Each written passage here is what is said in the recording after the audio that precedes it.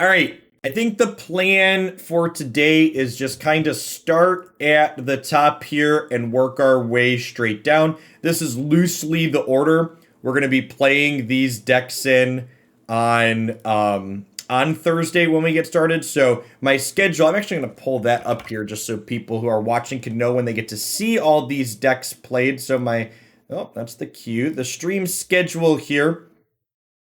I'm taking Wednesday off, and then Thursday, Friday, Saturday, we'll be playing historic decks all day on stream, and then Sunday is the next historic open. So if you want to see these decks we're going to be building today get played, we're going to be playing them kind of queue top to bottom on starting on Thursday when they release. Artheon, thanks for the quarter of a year in advance. I appreciate it. I plan to be here. Good to have you here. All right, so numero uno chat, peak Timmy card out of the set. Dragonstorm.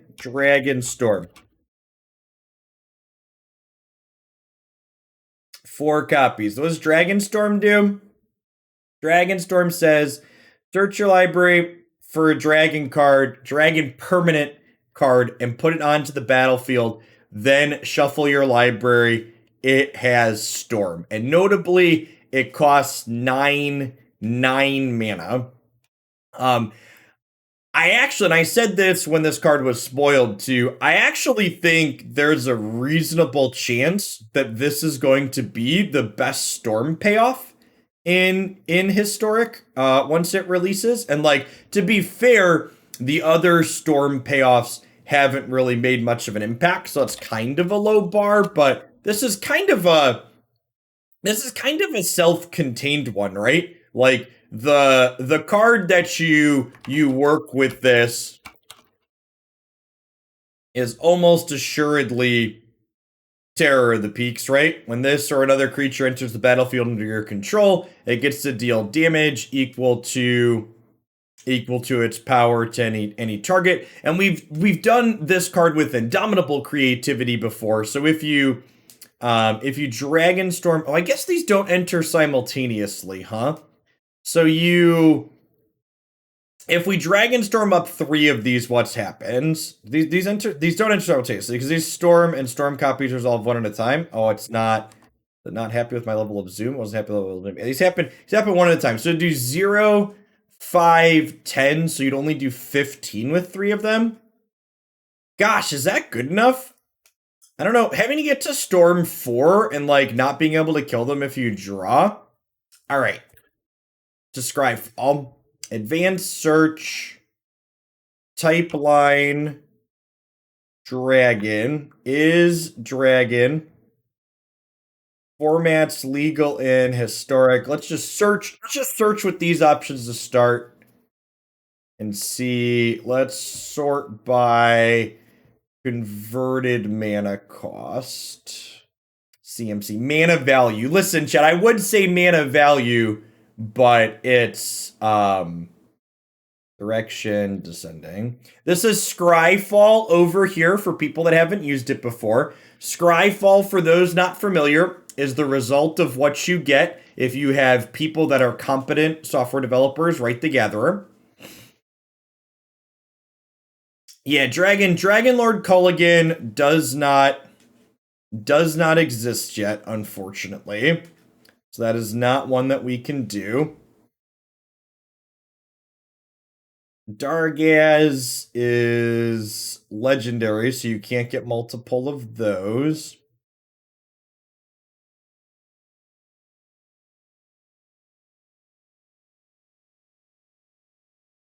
Velomachus.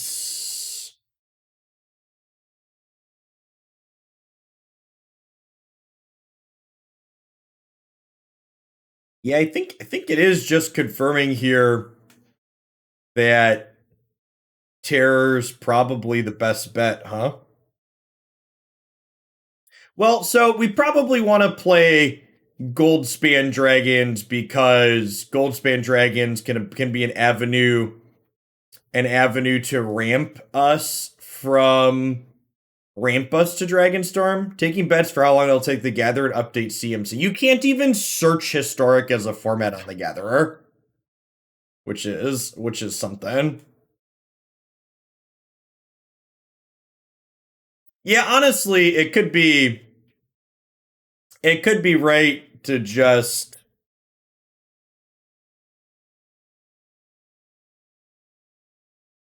it could just be that we just want to not do the Terror of the Peaks and we just want to like have gold spans and glory bringers. And the plan is to just like put a bunch of 4/4 hasters into play. Terror of the Peaks plus Lassel plus second Terror. Whenever another non-token dragon enters the battlefield under your control, create a 5/5 flying dragon. Oh, is that lethal? So Dragon Queen, you like get Dragon Queen with the first one. And then Terror of the Peaks comes into play. You get a Terror plus a token, deal 5. And then second Terror comes into play, deals 5. Token comes into play, deals 10. Okay, so that's Laughless is lethal with a Dragonstorm for 3. And the order doesn't matter there. I guess you technically do 21 if you do the Dragon Queen second, right? But you get one less flying dragon. Okay, so Dragon Queen here means that we get to have a lethal Dragonstorm for 3. Velomachus can go grab another Dragonstorm. That's not true. Velomachus only gets instants and sorceries that have a converted mana cost less than or equal to his power. So that's not accurate.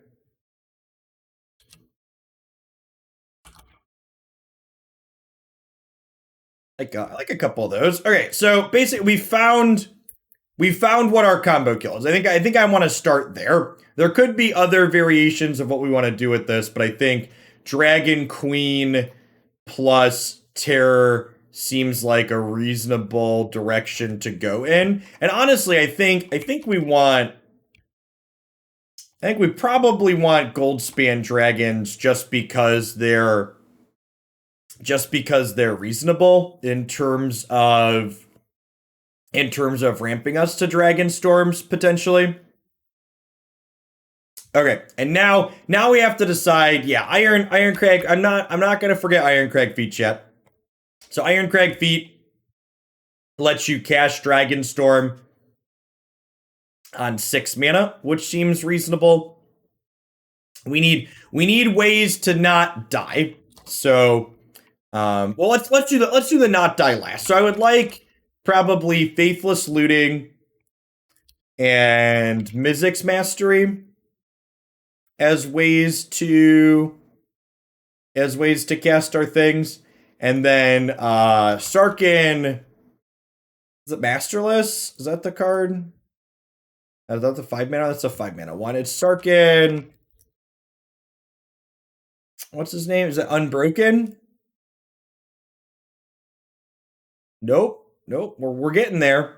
What's the 3 mana Sarkin, chat fam? Fireblood.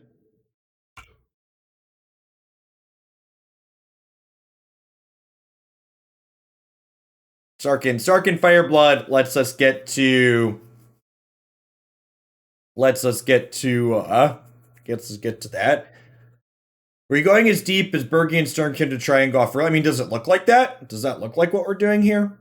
Yeah, and then we want to try and put cards in our deck that mean we try and not die. So like you look at like what the core to look at like the base idea of what we could be accomplishing here is, and it's pretty clear that we need some tools to help us not die, right? Like we have 30 cards here that I theoretically want to play, and only Faithless Looting costs less than 3 mana.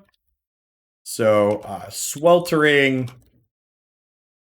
Sun sounds great. Bone Crusher Giant sounds great.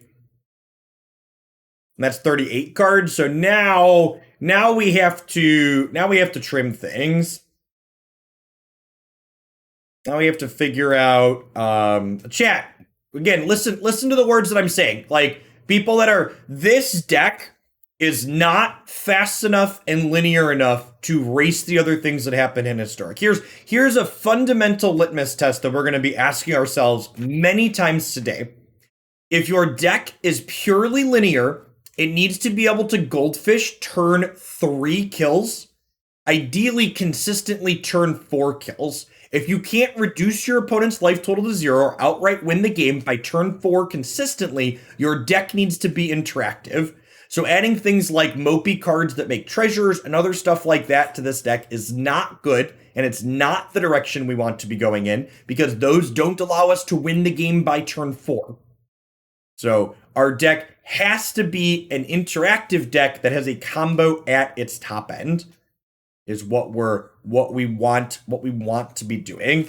Yeah, and now, so this is how I build decks. So I put all of the cards in that I think I want, and I've got pretty much all of them at 4 ofs except for Dragon Queen, because I'm pretty confident we don't want 4 Dragon Queens. Now I look and I go, okay, we're at 38 cards here in my deck, and I need to decide what is not important enough to be a 4 of, so we can trim back. This deck probably wants 24 lands at a minimum. I do have Faithless Looting and Sweltering Suns to technically cycle and shift through cards. I feel like I'd want 26 or so. I guess Sarkhan kind of counts as that.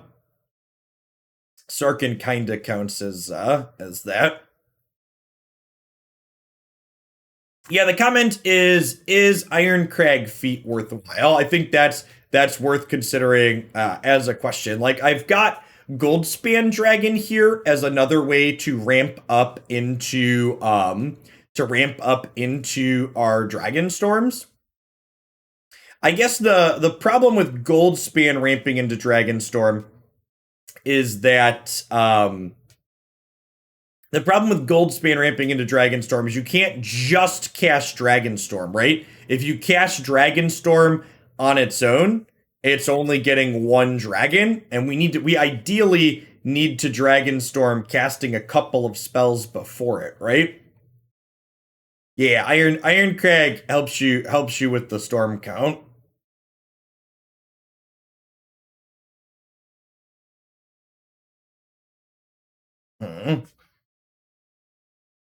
Getting 2 to 3 storm might actually be tricky. Huh. I actually think that that's probably a pretty good idea. I like the thought of let's play Burning Tree Emissary for storm count, and it's just like Burning Tree Emissary is like pseudo interaction, right? Because it blocks early. Like, you wouldn't list it as okay, I'm playing this card because it's an interactive card, but it's also a card. Does the Ironcrag Feat stop you from storming with Storm? No, it wouldn't be in my deck if that was the case, Blue Fire. So Storm does not cast additional spells. It copies the spell for each spell cast before it. So this works with Ironcrag Feat. Ironcrag Feat notably does not work with Mizzix's Mastery, because Mizzix's Mastery does cast the copies. So Mizzix's Mastery cast copies, Storm puts copies on the stack, which is an awkward distinction, but it's one that's super relevant here.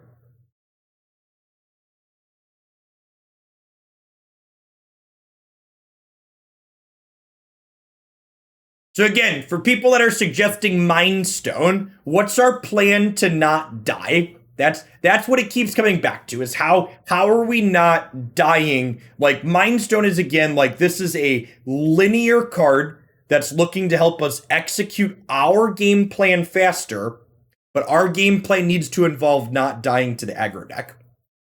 And looking at my deck list here, I've already got 42 cards, chat. I'm over the number of cards that we can include in our deck list. So I need to start by getting rid of stuff, not by adding stuff.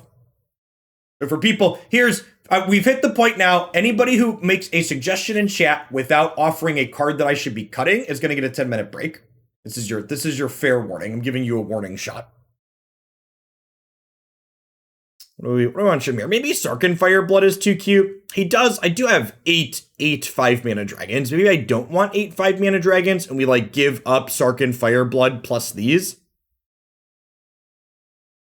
What's going on, Camaril? Thanks for the entire year. I appreciate that. Welcome back.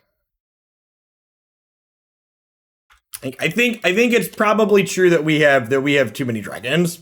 Maybe the Goldspan Dragon plan is just not good enough because it doesn't help us generate Storm. I think that's probably the case. And if the Goldspan Dragon plan is not good enough, then Sarkhan Fireblood probably is not good enough because we don't have enough dragons for it to be relevant. So this puts us to 34 cards, and like suddenly that's like a pretty reasonable number of cards.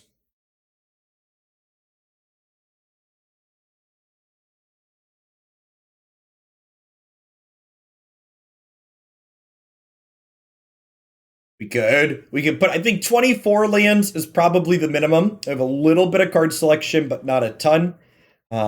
Maybe with this amount of stuff. So I have BTE, Bone Crusher, and Sweltering Suns as cheap interaction. I can board more cheap interaction for the aggro decks. How fast can we Goldfish with Ironcrag Feet? Yeah, so like Ironcrag Feet is a card that, so even if we Ironcrag Feet into Dragonstorm, it's not quite particularly fast, right? We only have Storm 2 at that point. Yeah, your absolute fastest Goldfish is being able to 1-mana spell Mizzix Mastery into Dragonstorm. So that's a turn 5 kill. Oh yeah, you could BTE into Mizzix Mastery into that. Why would I want on Burial Rites? And Burial Rites doesn't do anything here.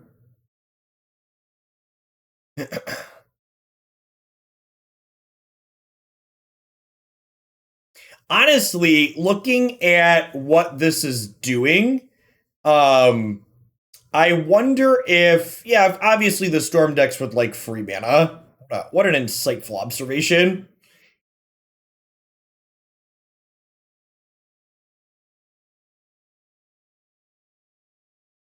I'm gonna just spam the card rec command a lot today.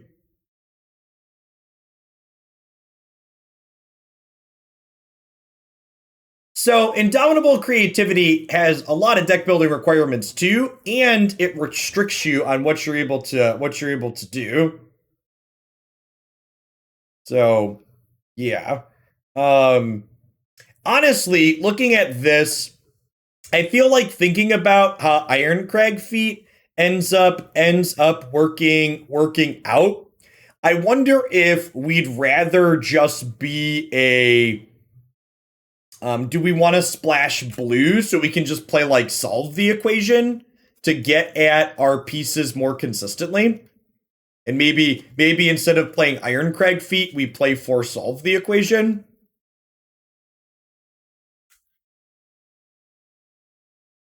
Because like we want Mastery and Dragonstorm most games, right? And Ironcrag Feet seems pretty hard to be deterministic.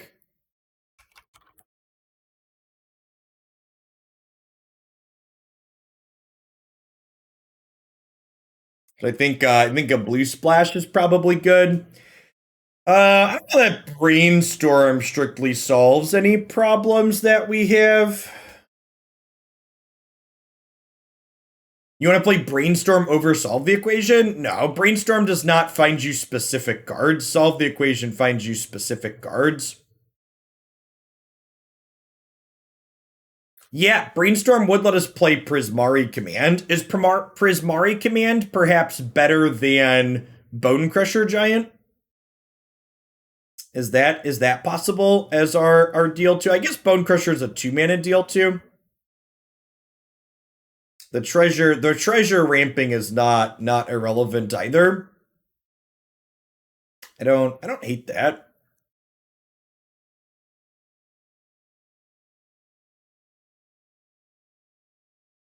I mean, I have more Terror of the Peaks and more. I have twice as many terrors and twice as many of these than we need.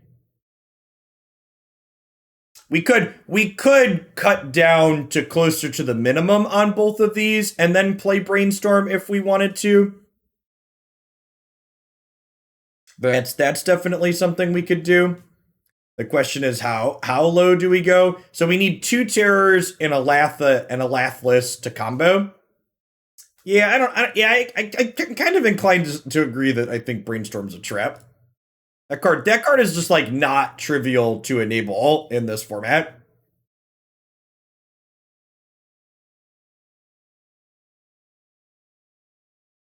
I mean, like, chat, to people that are saying, like, if we can't combo fully, so, like, if you can only Dragonstorm for 2 in a turn, you get, like, Dragon Queen plus Terror, which makes you end up with Dragon Queen Terror and a 5/5 token and deal 5 to something, which sounds super reasonable. We could also, I like that. I don't know, I don't like expressive iteration. That sounds kind of slow and clunky, but I really don't like Fire Prophecy. Fire Prophecy is slow and bad. I'd much rather play Bone Crusher Giant than Fire Prophecy. I'd much rather play Sweltering Suns and Prismari Command than Fire Prophecy. Yeah, it's sufficiently finite territory, and we could just play Magma Opus. That could be the game plan as well. The other Mizzix Master, like the Mizzix Master Return decks, play Magma Opus as a backup plan.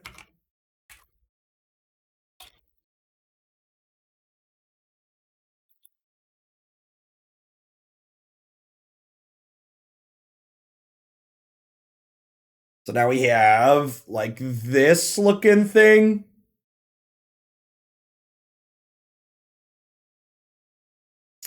I definitely don't need 4 Terror of the Peaks.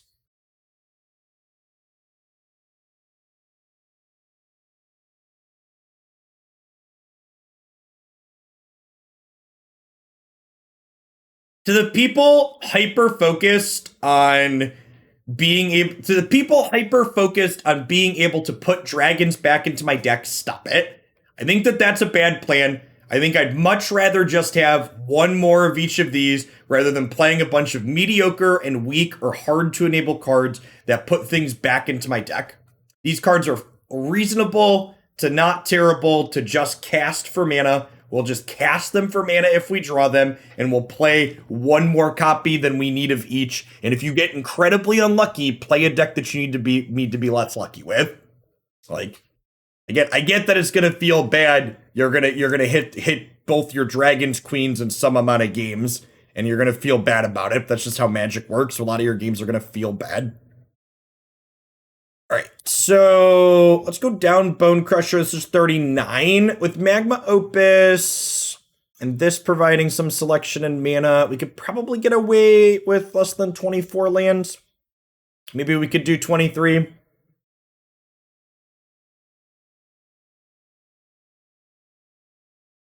Yeah, we probably don't need 4 Prismari Command. I agree with that. And then 4 Solve the Equation is probably a little bit much. Maybe, I think I'll maybe start here. I think this is probably a reasonable thing to look at.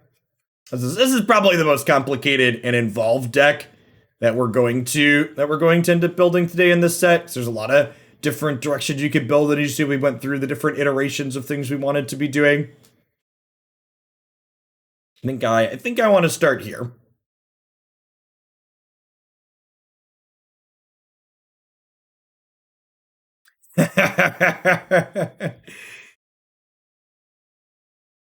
Trunda Tundra Fumarole. Does that technically make up to 3 snow mana?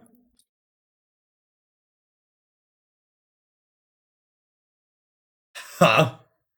Is that worth playing snow mana for? It's so hard to play snow mana with a second color.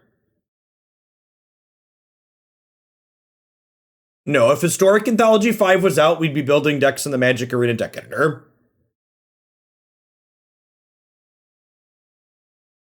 Can I make the deck builder a little bit bigger? Not really.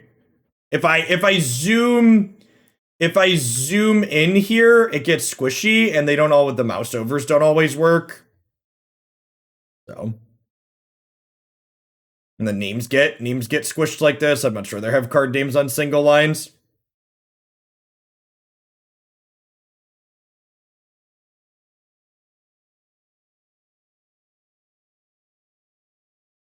And that deck's just completely unrelated. 1778ers. I like the idea of Fumarole. This could be cute. Technically only have like 6 blue cards. So you just have like the smallest of blue splashes.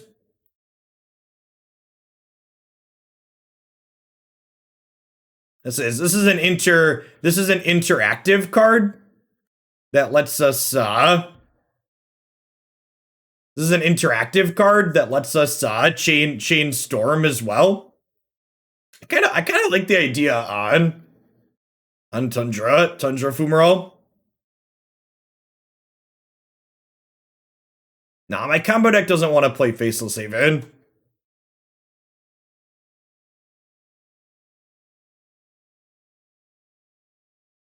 Okay, I think I'm gonna try this. This is an interactive card too. It might make the mana not good enough, but we'll see. Honestly, I kind of just like this card better than Prismari Command. Maybe we like just splash blue for solve the equation. I kind of like that idea.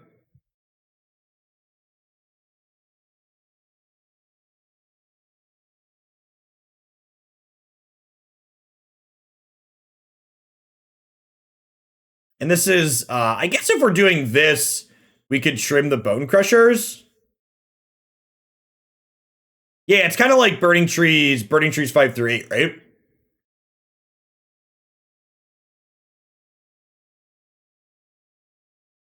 I kind of like that.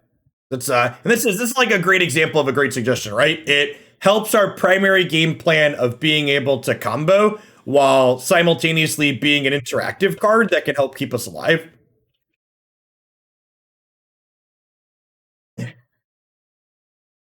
And if we're gonna play a snow card here,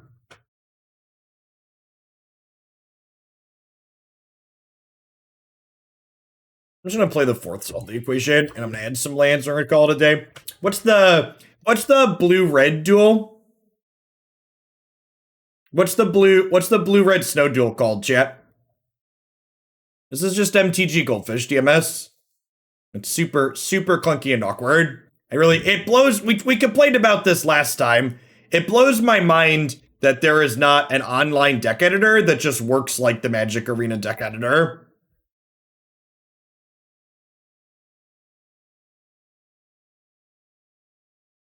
The Magic Arena deck editor is just real nice in terms of being able to visually display deck lists. Oh yeah, people probably don't recognize the site because I'm not using it in blistering white mode. Can you believe that there's websites that don't have a default dark mode built in by 2020? Both Scryfall and Goldfish lack a default dark mode. It's offensive. I really don't. I think Scryfall's deck editor is awful. It's just the fact that you can't actually, let me rephrase. The Scryfall deck editor is fine. The fact that I can't mouse over cards to see them in the Scryfall deck editor is god awful.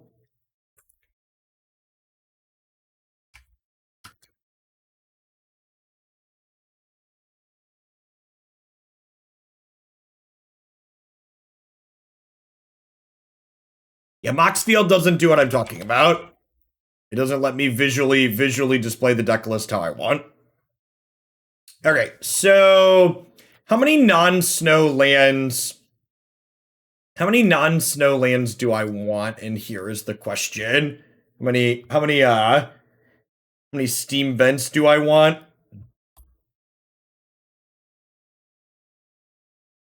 probably get away with 4.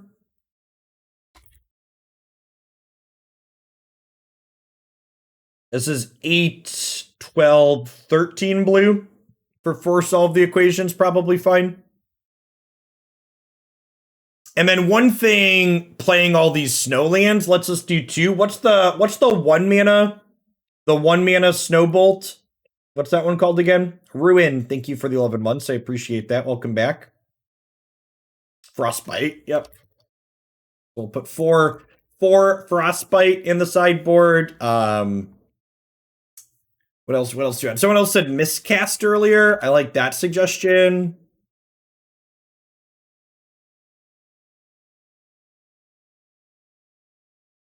Miscast, not miscast. Why?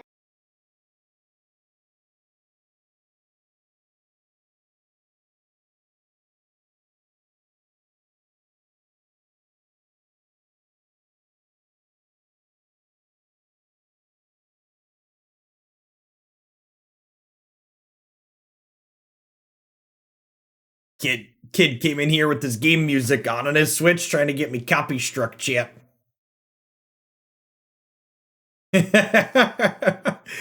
Normally I don't buy when they poke in, but let's not get daddy copy struck. All right, so I like Chandra. Someone mentioned Chandra Torch of Defiance. She's lovely. She helps us ramp. She generates cards against control. Probably Relic of Progenitus is coming. Let's add 4 of those in. I think that's probably a decent place to start. Shadow Rail, thanks for the 38 months. I appreciate that. Welcome back. I think I like that. 4 Frostbite, 4 Miscast, 4 Relic, some Chandra. I would encourage you to watch this segment from the beginning, Gendy, to watch us go through things like Sarkhan and talk about why they're bad. All right, so I'm going to go ahead and call this a day on this one. We spent half an hour on the first deck. I don't think we're going to end up spending that much time on most of them. That was probably... the second one might be a little bit involved. A lot of these are just small updates.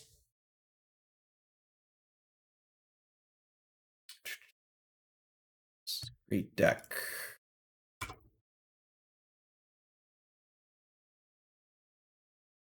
Okay, 4-color reanimator. Faithless Looting.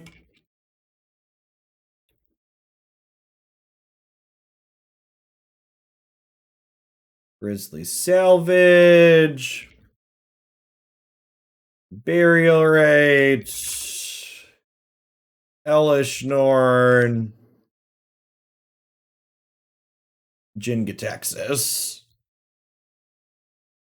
This is always step 1 when I build a deck, is what is the core of my deck list going to look like? What is the thing that we are looking to do? For our 4-color reanimator deck, I want to floop Elish Norn or Jin-Gitaxias into play. We're going to be flooping them into play with Unburial Rites. And we've got Faithless Looting and Grizzly Salvage as ways to get those into play. Now, what does a supporting cast look like for this deck list is the next question. Are there other enablers that I want? Do we want to play Stitcher Supplier, for example? Mire Triton. I like Mire Triton as a great suggestion. Mire Triton is a card that both helps enable our deck list, but also answers the next question we normally ask, which is, how do we stay alive? Another question we want to ask ourselves is, what does our mana base look like? So I have 4 colors worth of cards here.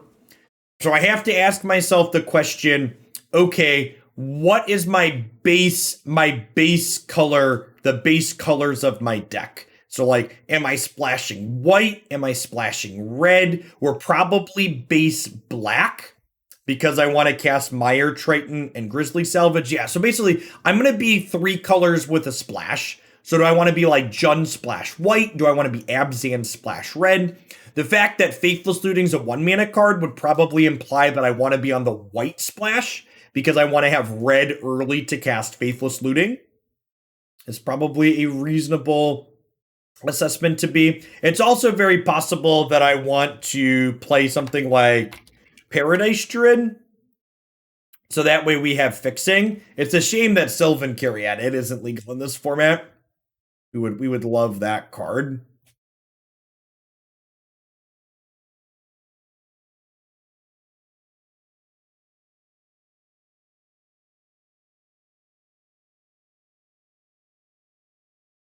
Yeah, and that so like if we're gonna be splashing white, it makes something like Thrilling Discovery less exciting. I believe this is the price for 4 copies, but I actually don't know for sure. I don't follow paper boomer formats really.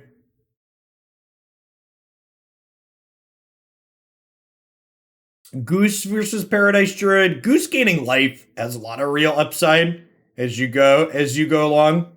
Well, and like so someone's saying, do we want sweepers to be red? Do I want sweepers? If I'm gonna be a Mire Triton like mana dork deck, I probably don't want to be playing sweepers.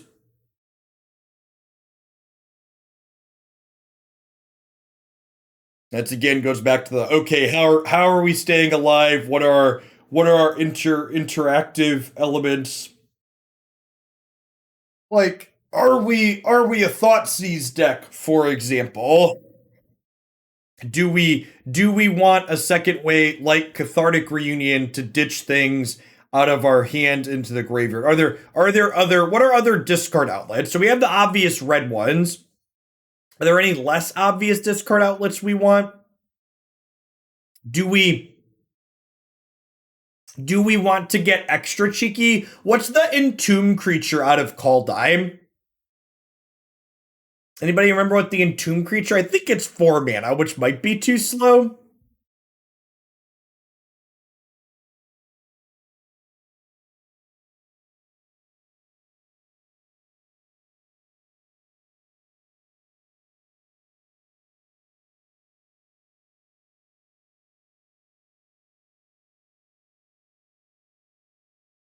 I like Lightning Axe.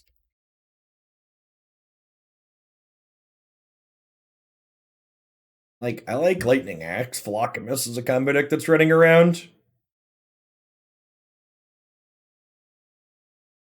We could be an Ashiok deck.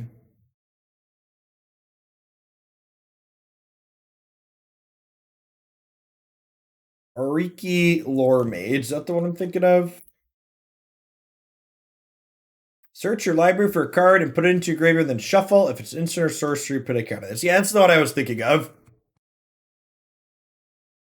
My camera is conveniently right over. I'll put myself like down here for today, so we don't cover mana costs up.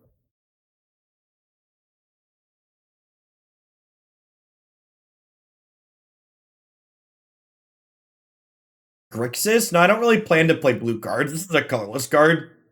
This is a card we're gonna discard.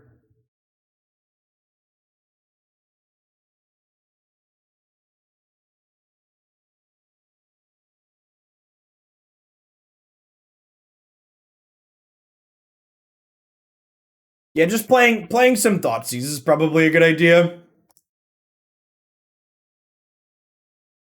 This is 32 cards. I kind of like the idea of some Ashiok.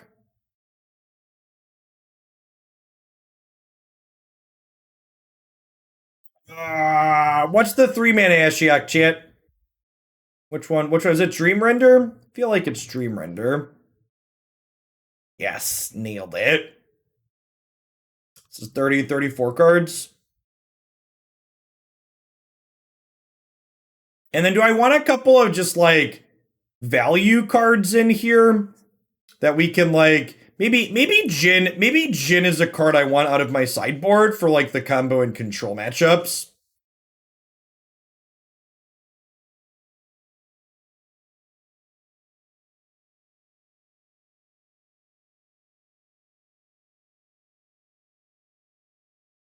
We used to play back in standard. We used to just play like Thragtusk in here. Is that unreasonable? Just like a card to stay alive.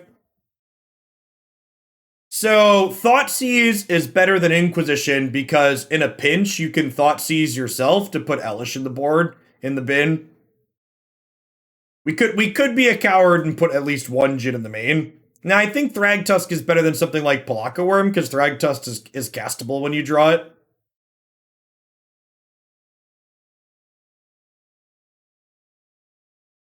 Ooh, I don't hate that idea. You could play Ox as something to escape out of the graveyard that's also technically a discard outlet. I like that idea a lot. Couple of Ox.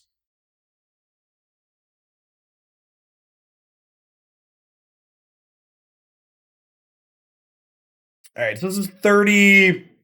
This is 39 cards. I probably want 22 lands or so because Faithless Looting and Grizzly Salvage both help us find lands, which is nice. So I probably don't need to play like 23 or 24 like we often do. Bro to Pro, thanks for the quarter view. I think I'm gonna miss that one a few minutes ago. And Bill Clinton, thank you for the 20 months. Welcome back. We need targeted removal. I've got some lightning axes and I've got some Mire Tritons. And then Elish is like technically interaction. Like you have to remember our primary game plan is basically interactive. Nah, you want four Elish Storms, chat. She's real good.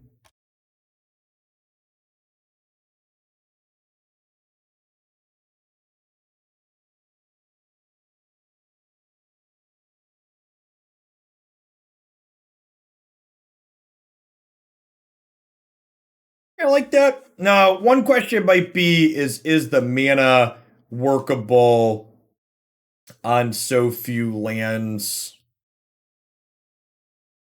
Is the mana workable on so few lands? We'll have to futz with it. All right, what do I want? What do I want in the sideboard? I heard a couple of suggestions for Witherbloom command. I think that's a good card kills Rest in Peace and stuff. A couple of a breed.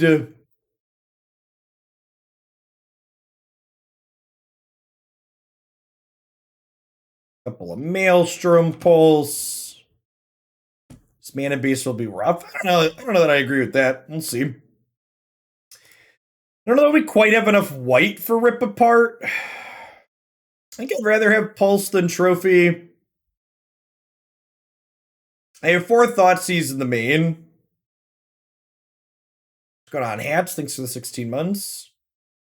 I probably want some cheap removal for creature decks, huh? I'll put a couple of Fatal Push in here.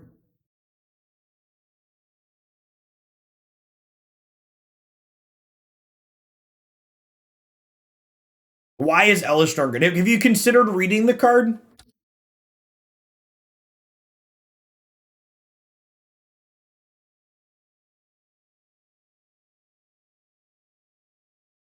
I like cling to dust as a suggestion of our own because we are putting stuff in our own bin. I like that.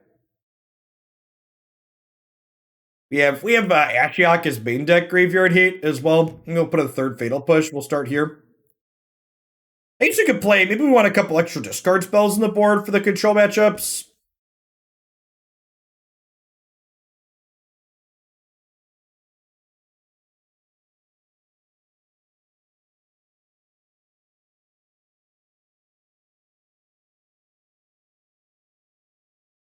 Maybe I don't need a fourth Thragtusk.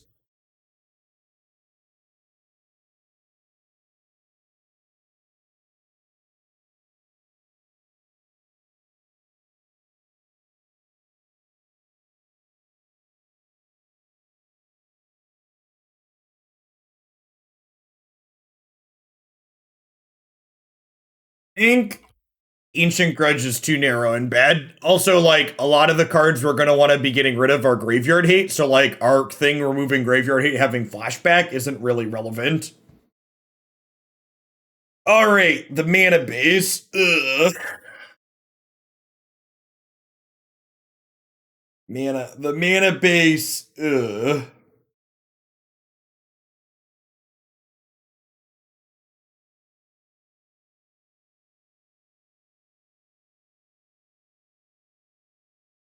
For Stomping Ground. Yeah, that's probably true.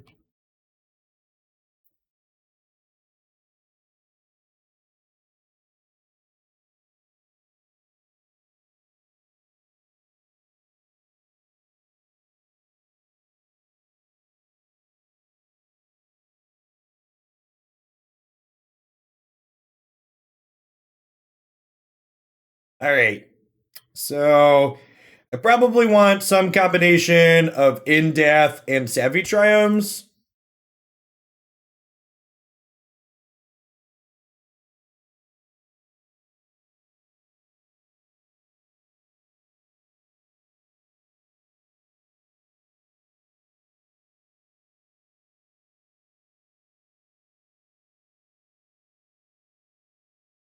We do need both black and green early.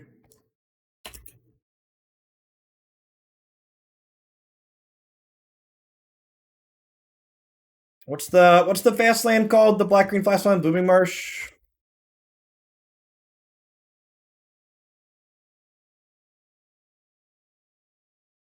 None of these. I only have 4 white sources at the moment. You probably want closer to 10 white sources. I've got 16 black at the moment, which is probably on the high side for black sources.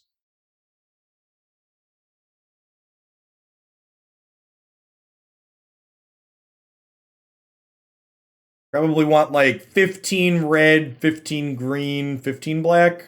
Ideally, I think I want 3 15s and a 10. Realistically, we're probably going to get like 14 13s, 10s.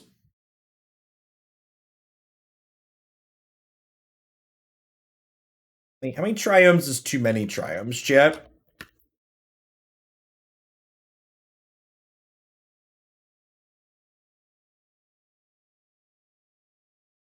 So this is 14 black.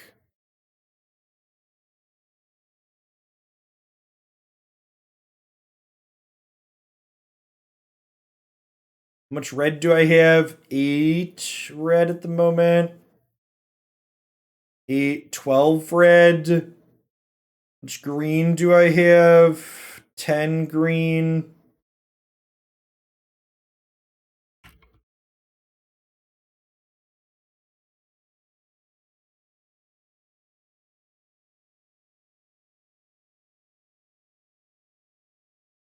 Okay, so this is for people that aren't familiar with building mana bases. What I'm doing is counting how many sources of each color I have as I add lands in here. So this is 6, 12 green. So I probably want my last 2 sources to be green.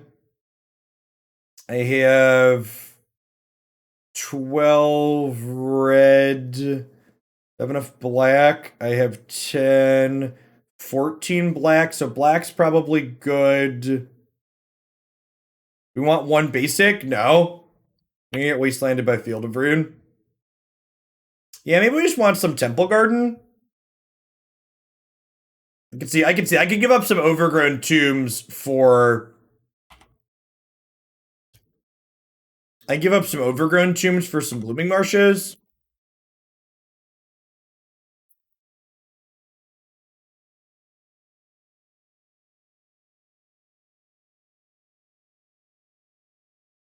Yeah, if you have fetch shock mana bases, just everything's a rainbow land, and you just like boom boom are done. So this is 8 green, 9, 10 green, 11, 12, 13, 14 green, and then I have 6 black, 8 black, 10 black, 14 black. And then for red, we have 4, 8, 12 red. I have 8, 10. This is 4, 8, 10 white. So I'm at 10 white. I'm short on red at the moment. I kind of want at least one more red source. So do I cut a spell for a land? Is probably what I want to do.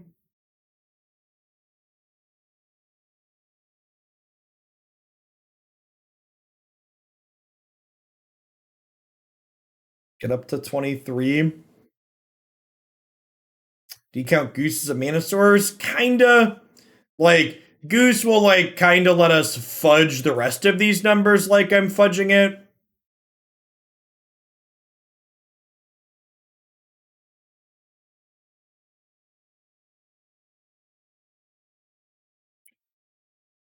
That kind of Thrag Tusk.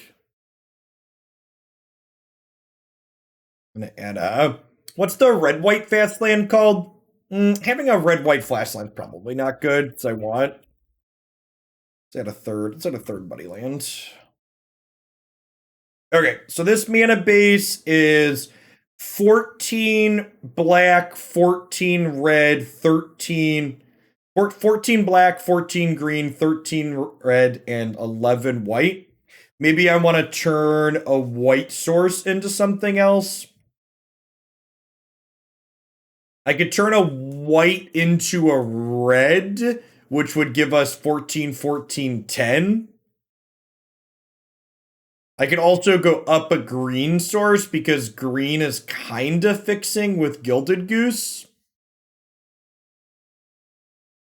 Also just stay on. I've got Ashiok that's black as well though. So maybe I want an extra black source so we can cast her a little bit more consistently.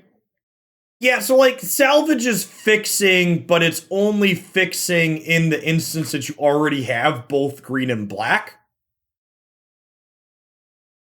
No, rainbow lands don't exist in this format.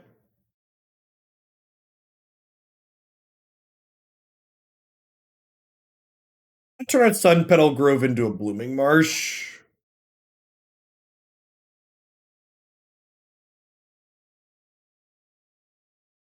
That gets us up to 15 black. I think that's probably correct. So we're 15 black, 14 green, 13 red, 10 white.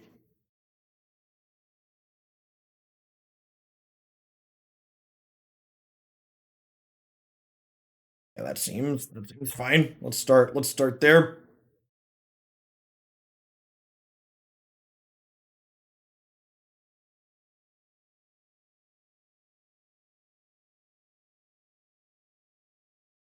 No, it's not legal. We have Grizzly Salvage though. Just a little bit harder to cast. We've got Goose for some fixing, so we'll start here. The people that are naming shitty, unplayable rainbow lands, stop it, Magic players. When I say rainbow land, when people say rainbow land generically, they mean cards like City of Brass and Mana Confluence. They mean cards that have some kind of drawback like Hurting You that just tap for all 5 colors, so they make fixing much easier.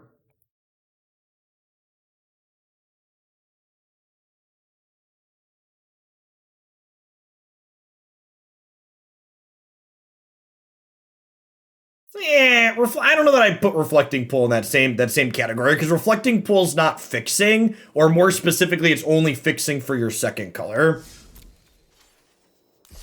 All right, so this next deck that we're going to be updating is Bant Growth Chamber Guardian, which I already have a copy of here in my deck editor. I just want to add Dromcom. So a lot of these remaining decks, we just spent a lot of time on these first two, but the rest of these are going to go quite a bit quicker because they're just like adding a couple of cards to decks that we've played previously.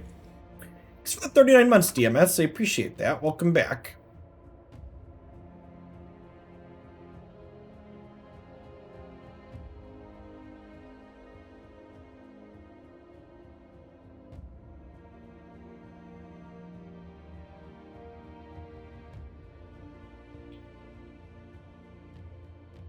All right, so this was the deck list that I had built in my deck editor, and I want to add, honestly, I think I probably just want 4 Dromoka's Command in this deck list. The base idea of this deck list, for people that haven't seen it before, is Growth Chamber Guardian lets us shuffle Brainstorms, and it notably lets us shuffle when it gets a 1/1 counter from anything. So things like Luminarch Aspirant can give it 1/1 counters. We were playing Quandrix Command as a way to give it 1/1 counters, and we're getting Dromoka's Command.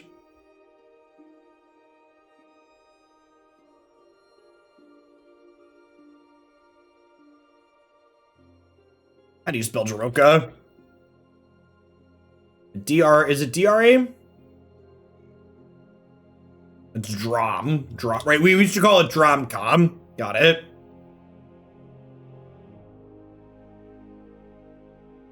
I think this one is just going to be as straightforward as fitting in 4 copies of Dromoka's Command.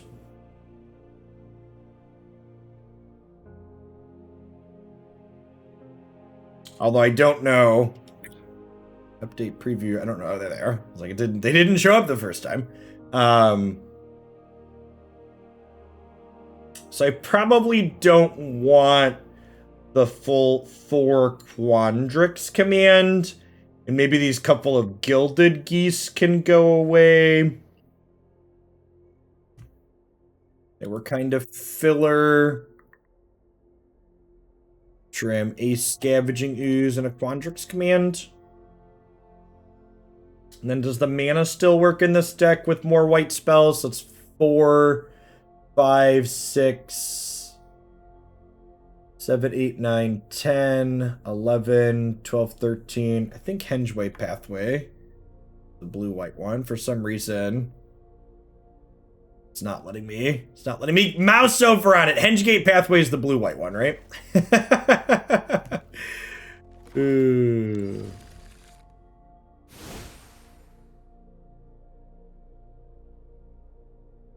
It is.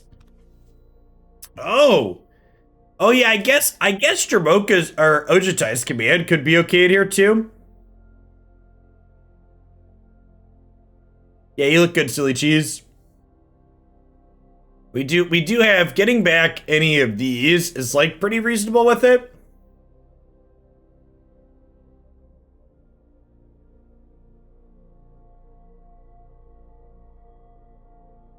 I don't know, maybe that's something to think about. It's fine. Like, reanimate a thing, draw a card is fine. You just play Bant Command Tribal. I don't know, I'm gonna start without it. I think I want to keep the curve a little bit lower. But that's something we could maybe tuck away in the back of the mind.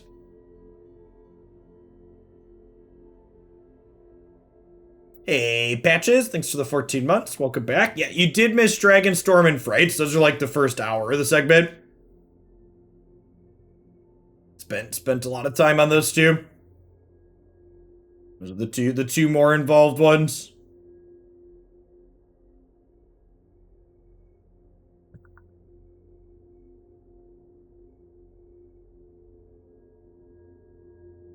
Mardu Shadow. Let's never forget, chat. It's not cheating. It's just good deck building to start with shells that already exist. So let's start with Black-White Shadow here. Export to Arena.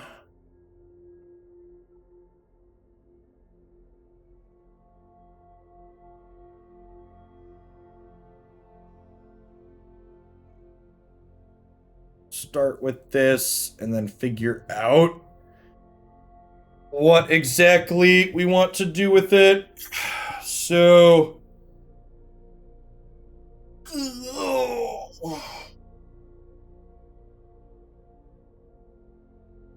Mardu, we probably want to be Mardu for Arcanist and K Command, obviously. Is the new one that we're getting.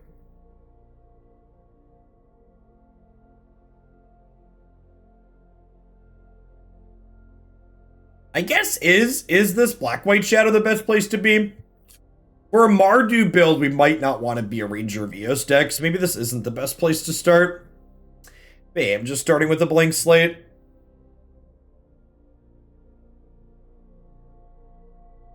Yeah, let's start blank.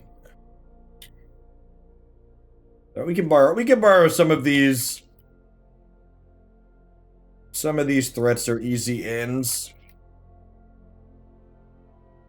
Knight and that, and then Adanto Vanguard and Dreadhorde Arcanist. What the Sphinx revealed? Thanks for the brand new Prime support. I appreciate that. Welcome to the channel.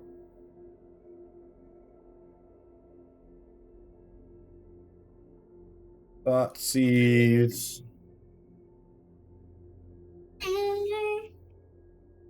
As you will, child.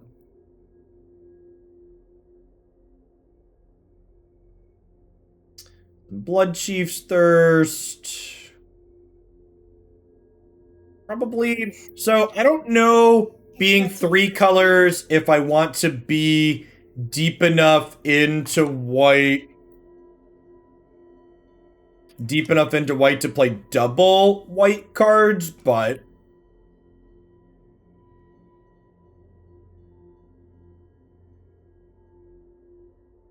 I think playing Elite Spellbinder is probably a reasonable idea. And this is like 34 cards already at a very quick rough sweep through. I think Claim Fame gets mostly edged out by Kolaghan's Command. Well, Kolaghan's Command is obviously a little bit less explosive. It fills a similar role in recovering things from your discard pile.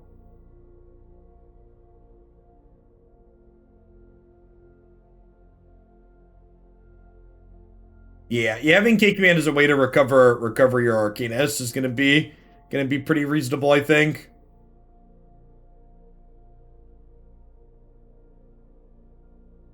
Do we play Looting and Croxton's deck? I don't think so. I've been pretty underwhelmed by it. I think I'd prefer to not be a, like, Stitcher supplier pile of stuff.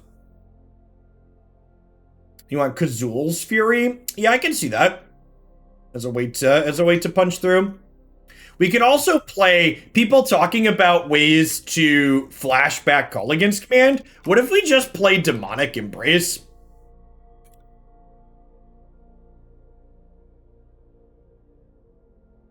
Guys do that. That lets Dreadhorde Arcanist flashback Kolaghan's Command, and it's a way to punch through stalled board, gives 3/1 flying. I'm kinda into that. Honestly, could see just playing playing 3 copies of that. It also lets you like pay life on your threats. Yeah, this technically lets us flashback Silverquill Command as well.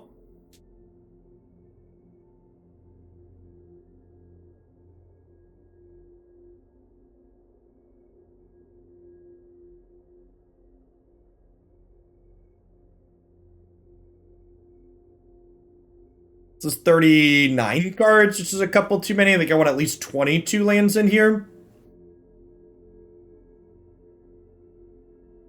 You can see all of the deck lists we're planning to build today in the list on the right side of the screen.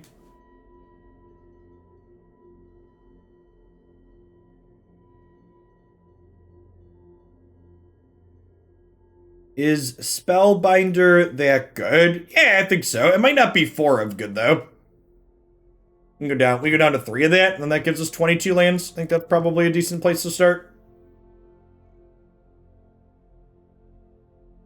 Luris doesn't let us play Demonic Embrace either.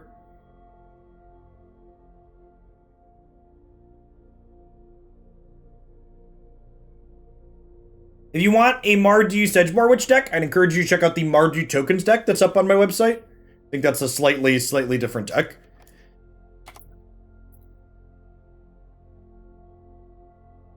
4 Sacred Foundry, 4 Blood Crypt, 4 what's last shot? Godless Shrine.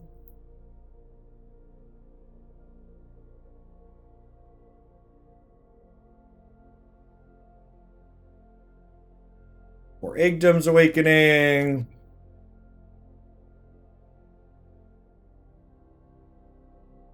Shatter Skull smashing.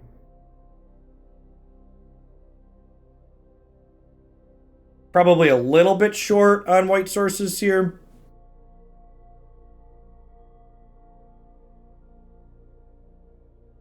One thing that's awkward about the mana is here is the modal double face cards means we basically have to play 4 basics. Which means it's a little bit harder to cast our spells than we'd otherwise like.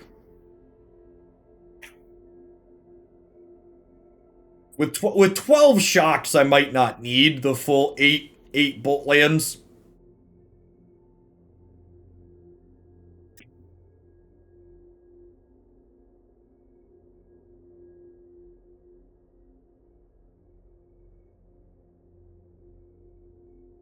What's the black-white concealed courtyard?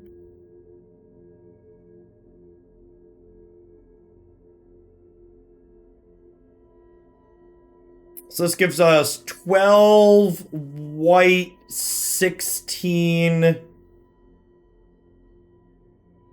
14 black, 12 red.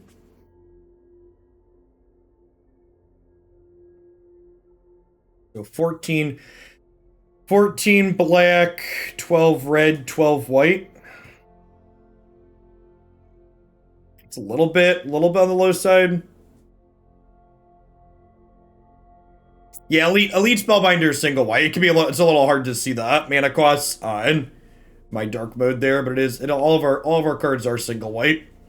I might want to cut a spell for a Mardu Triumph. If I cut a spell for a Mardu Triumph, that will put us to 15 black, 13 red, 13 white. Which is a pretty reasonable spot to be, I think.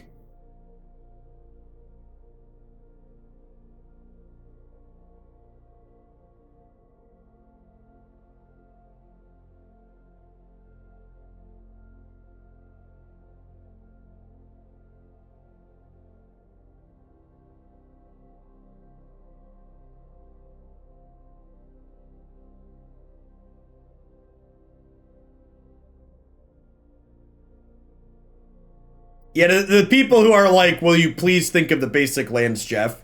No. No. Nope. Not even a little.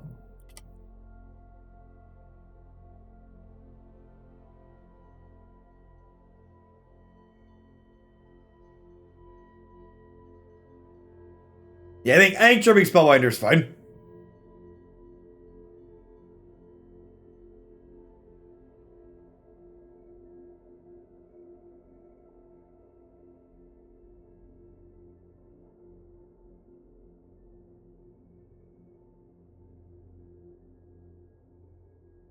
The people that are asking why I'm not playing particular lands, go back and listen to the thing I just talked about, where I talked through how many of each of the different colored sources that I have.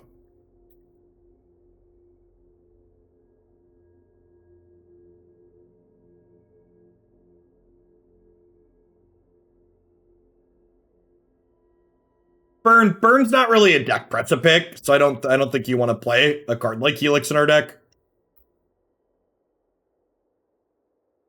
Like, if traditional Burn existed in this format, like, maybe, but, like, the red-white Burn deck, like, was like a fart in the wind. It came and it went. It was just gone.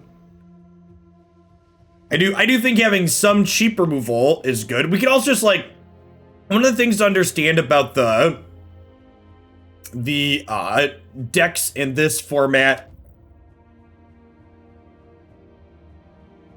the decks in this format that are playing Death Shadow is you're not all in on Death Shadow, right? Like, we've got plenty of other non-Death Shadow threats. We, like, don't have to hammer ourselves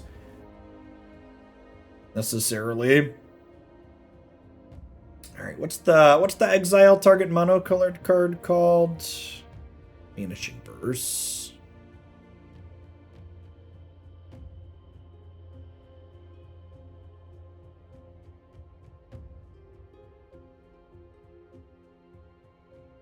And then the other Kaya is Orzhov Usurper.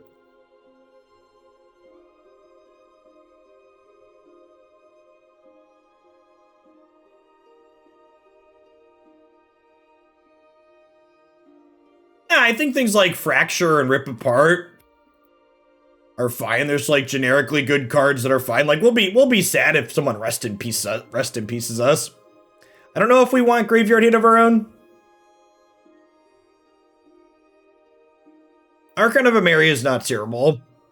I have some Ordains. Maybe I do want some Archons. Actually, you know what? A couple of Thalias are probably good. Thalia honestly might be better than Redeem.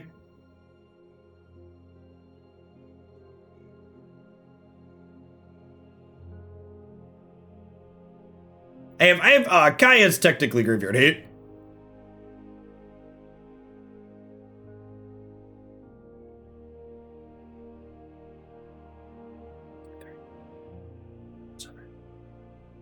I think we're gonna get to all of these before the open. I'm planning to do 4 to 5 decks a day, and we're gonna have 3 days of streams before the open. These top 2 decks each have $100 donated, so if you wanted to kick this 50, I would make this the 3rd deck, but I think we should get to this on the Saturday before the open.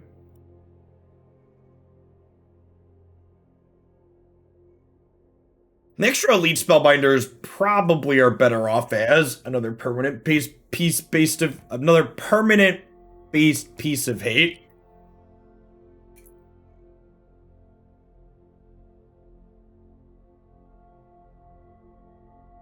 Archon's pretty good against the Phoenix decks.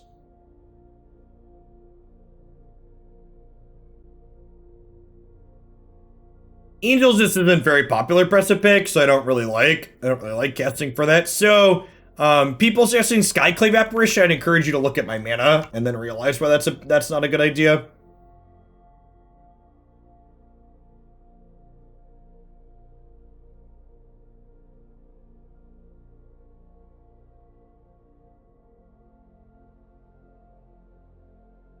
Good spread of flexible answers and hate cards. Love it. All right, what do we got next? Naya Feather with Dramoka's Command. Anybody have a Naya Feather deck list for me? Not a just like, is there an established Naya Feather deck list? Not really, right? That deck list is, I guess we'll start and probably start from nothing. Let's start from nothing. It's not really an established archetype, huh?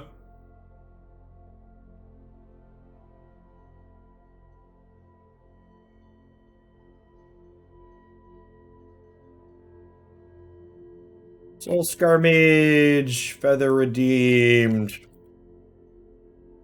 Dreadhorde Arcanist.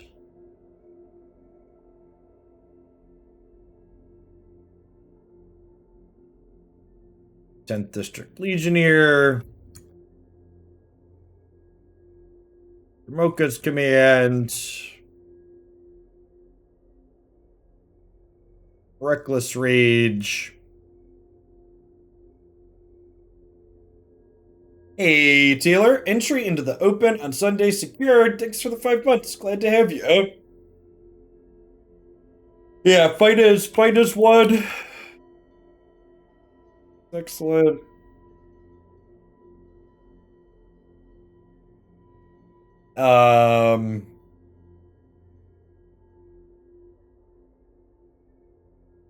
Abundant Harvest is probably great.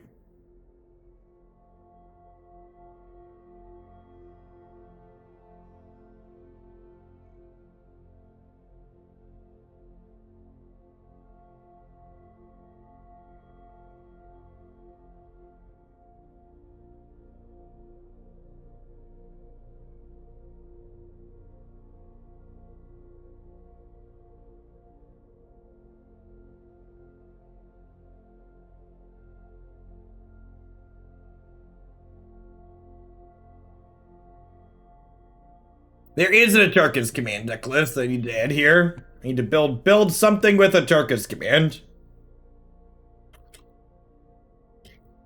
Thanks for the reminder. Add one of those that I forgot to add. Oh, Defiant Strike. Yeah, Defiant Strike is great.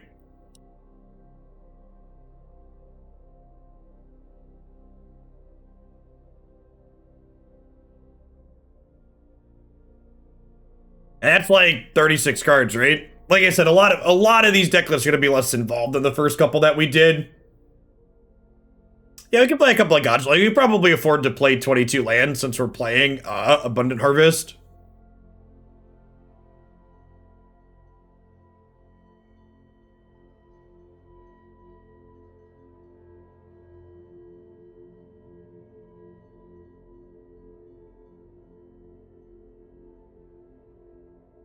No, I think Fight as One is much better than God's Willing. Not only does Fight as One not get blown out by Questing Beast and Bone Crusher Giant, but being able to save your creatures from Wrath of God is very important.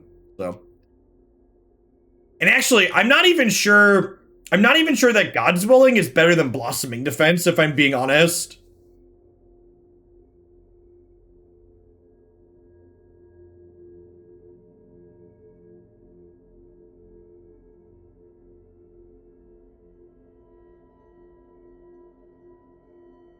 Yeah, running past blockers. I don't even know if we need to run past blockers in the creature matchup with like 4 Reckless Rage and Jamoka's Command. In fact, I think I want 23 lands in the main, so I think I'm going to board the 4th Reckless Rage in this build since we have Jamoka's Command as an extra way to interact with creatures in the main deck.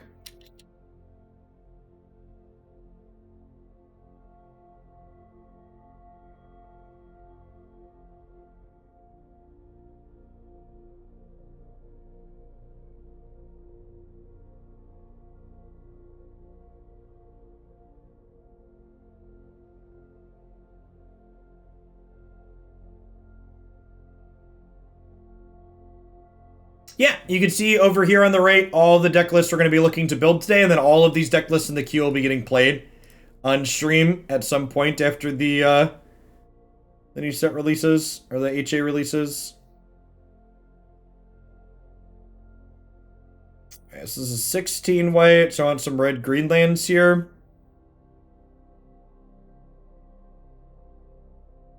How many green sources do I have? It's 12 green. How many red sources do I have? 12. I have 16. Honestly, yeah, we could just play some Shatter Skull. I kind of like that idea.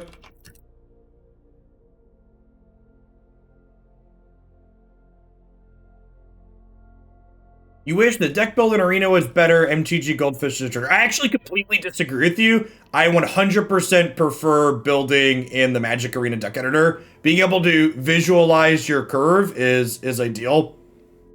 Insane Monkey, thank you for the half year. I appreciate that. Welcome back. Young's Peasy, thanks for the brand new prime. Welcome to the channel. I think we need more green-red for turn 1. Yeah, pathways just kind of suck in this deck, though. So I agree with you. I, like, kind of want more turn 1 green, but, like, I also don't want basic forest in my Feather Redeem deck. So I think I just have to make do with having like, we don't have Copperline Gorge or Razor Verge Thicket in this format. I think I just like have to play check lands.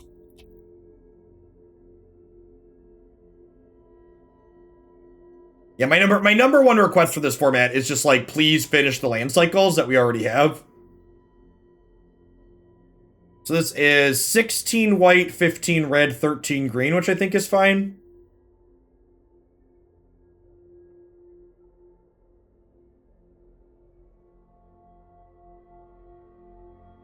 Oh yeah, there's the new owl from what's it called? If I wanted to try and fit that in here.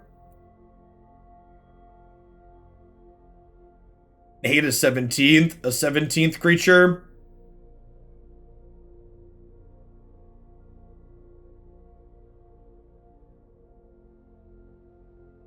Can move another Reckless Rage to the sideboard.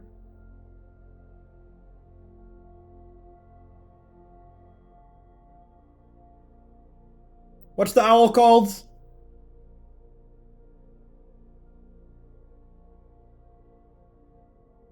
What's its name? And this is Goldfish doesn't search the middle of cards. It only searches from the beginning, so I can't just type student. I have to know Mavita, student's advocate there. But we put one of those like a 5th feather, basically. Okay, so couple of let's do Pillar of Flame for the exile effects. A couple more cheap pieces of removal flashback with Arcanist. What else do we want on the sideboard? Couple of Rip Apart.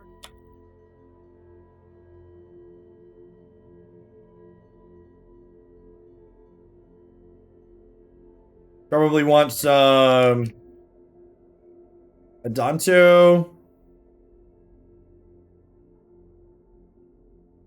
Vanguard as a way to have some counterplay against control. Honestly, it's probably just a full 4 of these. Yeah, a couple of Helix are probably fine. Or it's good against aggro. Yeah, we can't play Thalia or Archon in our deck. We could play some copies of Redain.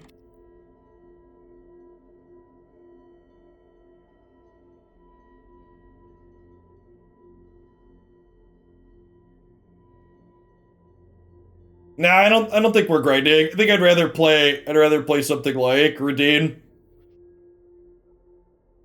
And just like try and slow them down like Redain and Adanto. Honestly, seven anti-control touches is probably a little bit many. I don't need all of these.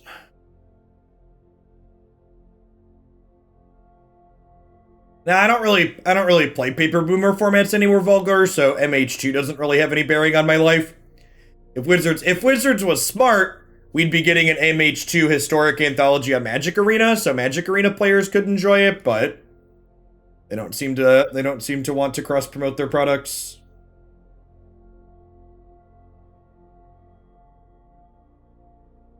All right, sounds like a good start. The fact, and they can even like pick and choose, right? Just like pick ones that are easy for them to code.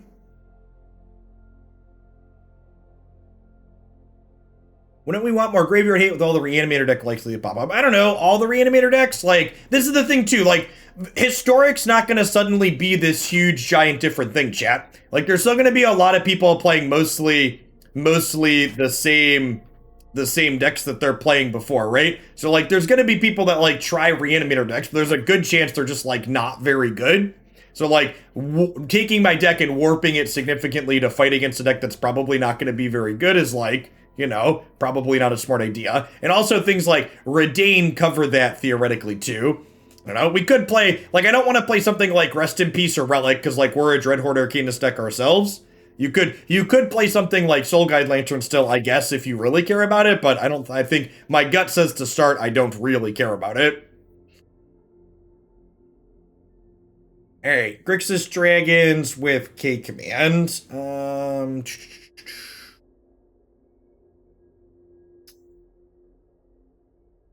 Fan favorite, Grixis Control.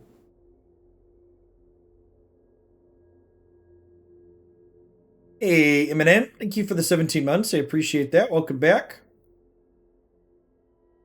Yeah, that's right. This one should be really quick. It's like click Stream Decker.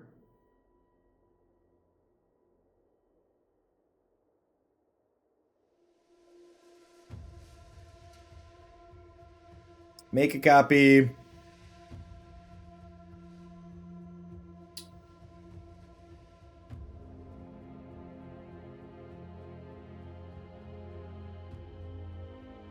Elegance command. Add 3. Delete Prismari command. Yes, Relic of Progenitus is better than Soul Guide Lantern. It's a good catch. They have not, Justin. Everything I have submitted is over here on the right.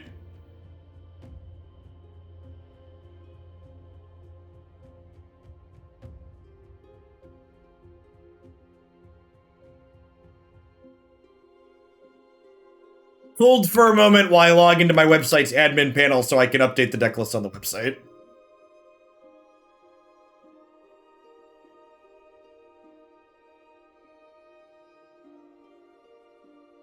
Alright.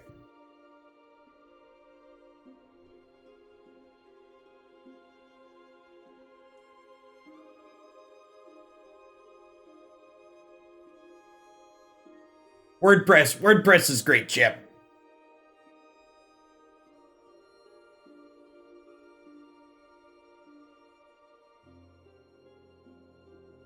Look at that. We have K commands and relics. Lovely. Lovely.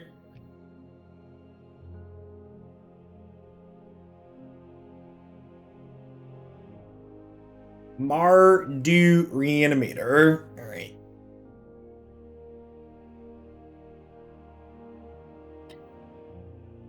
As HA5 released Thursday. I'll be taking all day tomorrow off, and then Thursday we'll be starting a little bit late when HA5 goes live.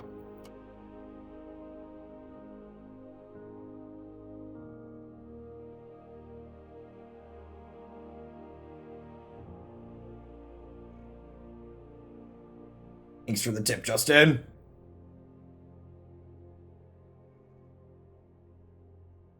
Stifle Lotus control. Do you have any preferences? Any preferences for colors outside of just Stifle and Lotus Field? Do I have creative freedom past Stifle and Lotus Field? Let me know, and we'll build that one after Mardu here.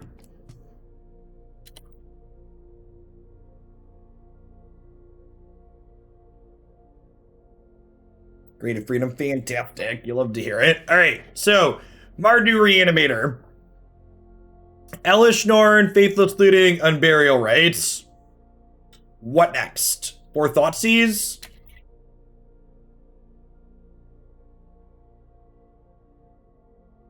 To borrow from myself here. Let's go back to my website. Fan favorite Mardu Dragon Reanimator. And borrow from here. Thrilling Discovery. I'm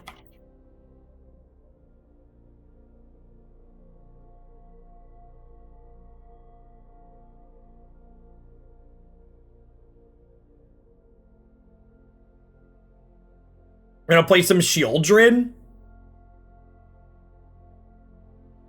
You want Velocima still? I don't think so. Yeah, I like Ox. We could do, we did an Ashiok package. We played Ashiok in the other one. I don't hate that. Like Ashiok and then Ashiok to fill the graveyard and then Ox to flute back. We don't even play more Ox in this build, more Ashiok. Ashiok being main deck graveyard hate is kind of gasoline. Play some Helix to stay alive.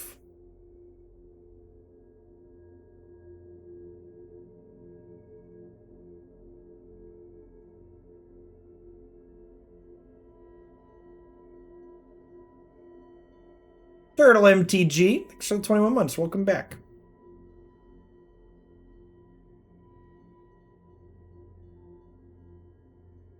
Rixmatty. I feel like if I wanted an effect similar to Rixmatty, and it's possible that we do, I was impressed with the adventure rummage creature rather than something like Rixmatty. Yeah, Merchant of the Veil could be something worth playing. Cause that one's got an activation on it too. Maybe we do that instead of Seasoned Hollowblade.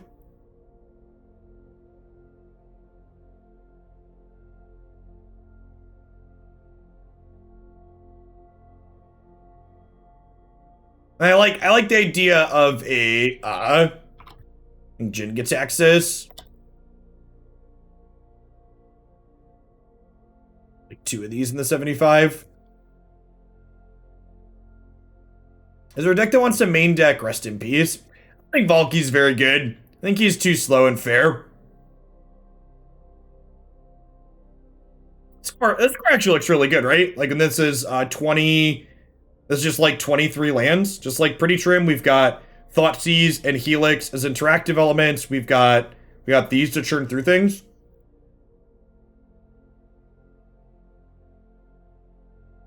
You can play a bunch of Triumphs, so your mana is good.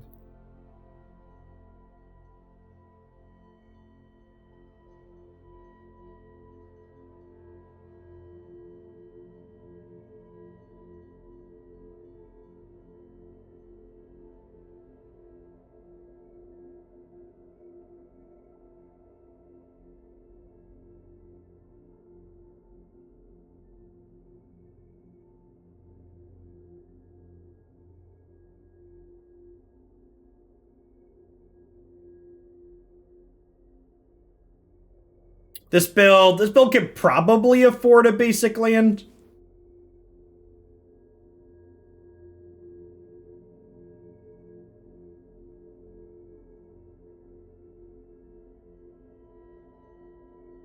So if I spell Chapel right.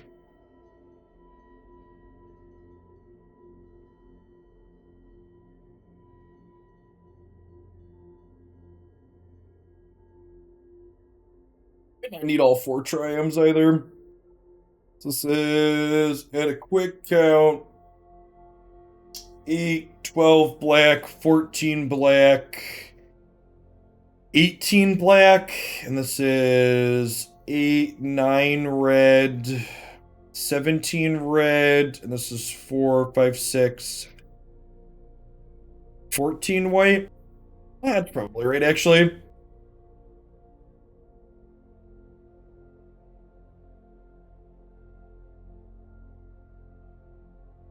Yeah, I want it. This deck wants a whole mess of ways to interact with Rest in Peace.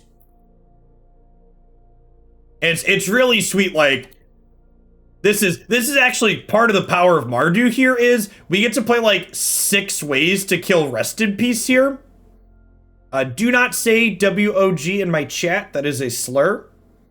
Say Wrath if you want to shortcut Wrath of God, please and thank you. I definitely want some extra discard spells too.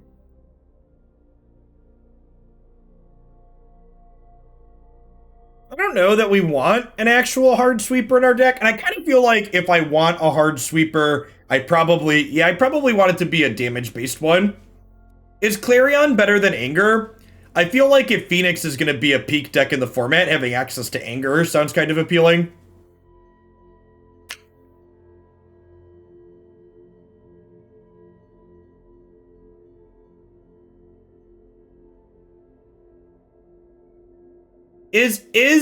Why is Clarion better? We think it's easier to cast? I don't think that's actually true. If we're giving our things lifelink, we're probably winning the game anyways, right? Because it means we have a fat thing in play. Like, again, chat, think about the board state that we're in, that lifelink is relevant. Like, am I having an Elish Nord out against a deck where I have...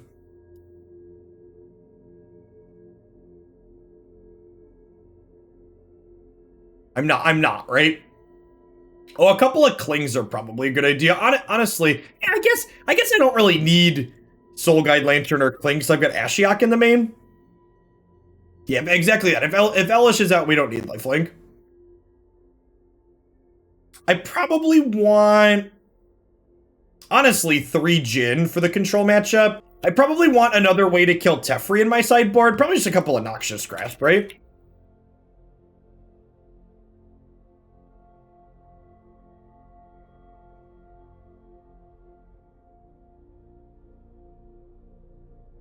I think these kind of mid-rangey decks want four ways to murder. I don't hate Baneslayer Angel. That card's really good in this form. Honestly, there could be an argument for just like 2 Baneslayers in the 75. I kind of like 1 Lyra, 1 Baneslayer.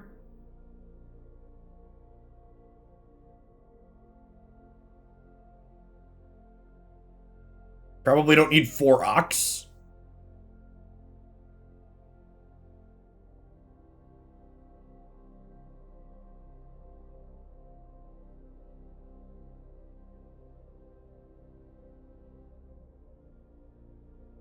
Especially with this, like, for people that haven't played with this card before, Ashiok basically reads, like, mill yourself, like, 8 to 12 in a lot of games, which is great. So Ashiok is gonna find us the Oxes. That's before we even counted things like Faithless Looting and Thrilling Discovery and Merchant of the Veil. I like it. This actually looks super reasonable. The 4-color build I want to try, but it looks a little ambitious. This build looks super solid. Why split Lyra and Baneslayer? Because if you get Lyra and Baneslayer out at the same time, Lyra makes Baneslayer a 6/6. So you should always split these before you play 2 Baneslayers. Yeah, that's already on my list of this. My last top 5 video was MH1 cards to add to historic. Once MH2 is fully spoiled, I'm gonna do a top 5 MH2 cards to add.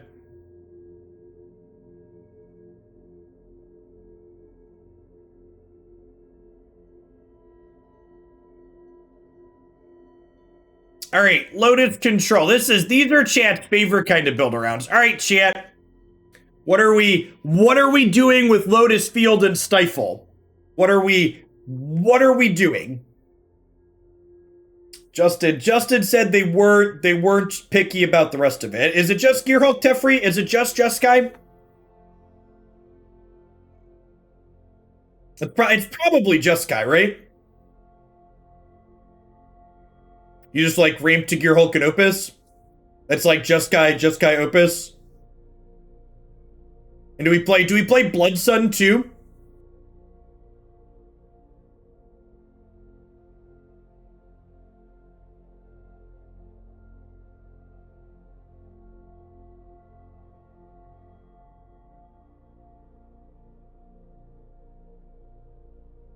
Six mana Chandra is pretty good. Yeah, starting with the payoff seems like a reasonable place to be.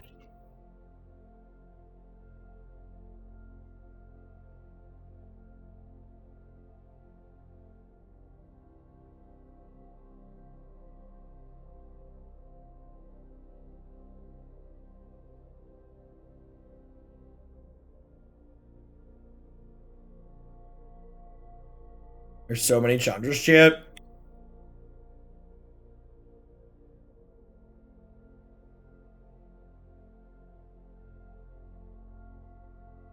I think Jin-Gitaxias is too big. That's probably enough payoffs, right? Gearhulk, Teferi, Awakened Inferno, Magma Opus.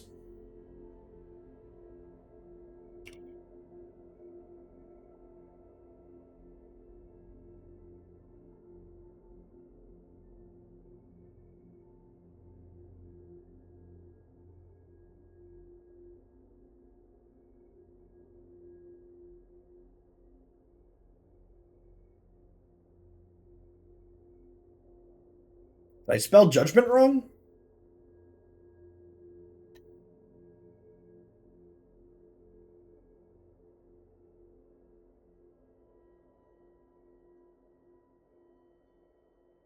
I did spell judgment wrong.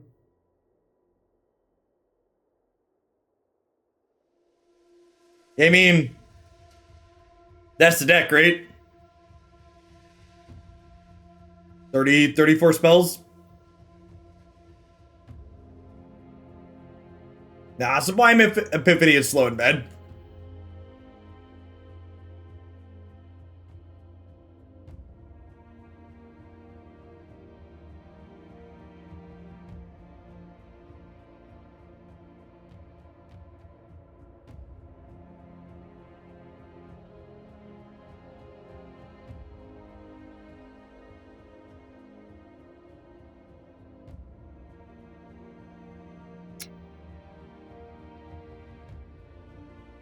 Gonna leave the triumphs up because I can never remember what their names are.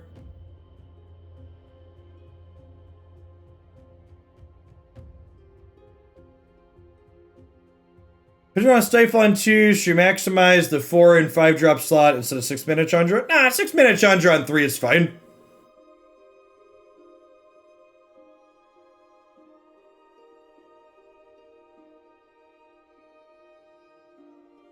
I don't think we have enough ways to clear a Brainstorm. Like with Lotus Field, I probably can't afford to play a bunch of Fabled Passages. And I have actual 0 ways to clear a Brainstorm in my main deck right now.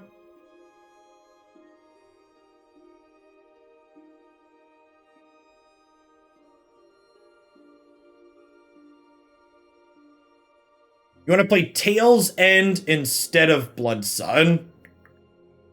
Nah, I think I prefer Blood Sun. Catch you later, Brad. All right, chat, listen. Again, when we're at the point where I have 34 spells in my deck. If you want to suggest another spell, you got to suggest a cut.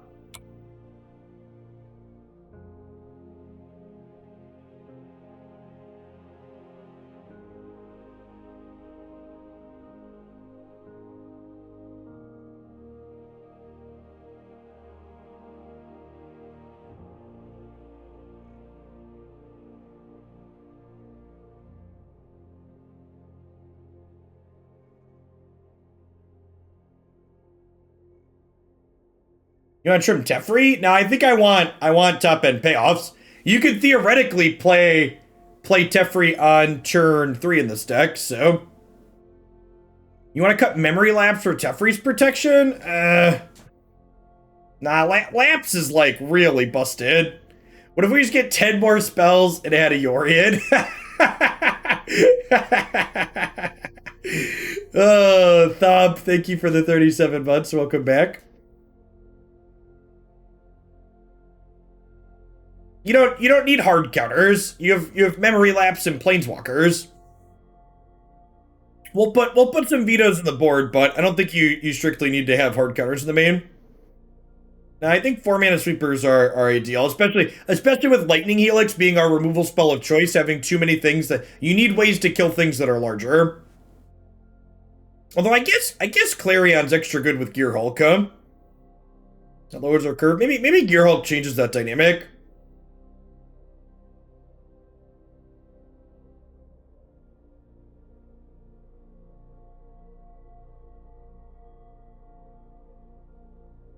Yeah, maybe that's true.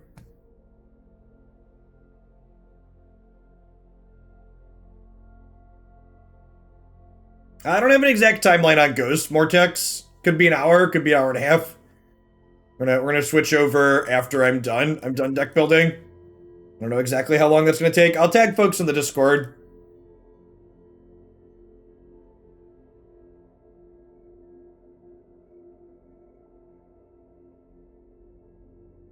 Turn spells don't really need Lotus Field to ramp into, Justin. Like you're kind of like if you want to be a turns deck, you're just like you don't need these effects.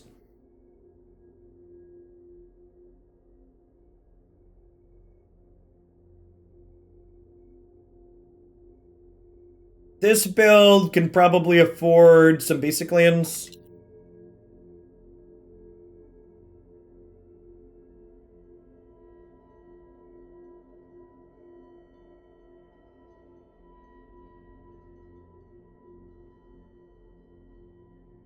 Nah, pathways suck. I've got 12 Shocklands and 4 Triumphs, like.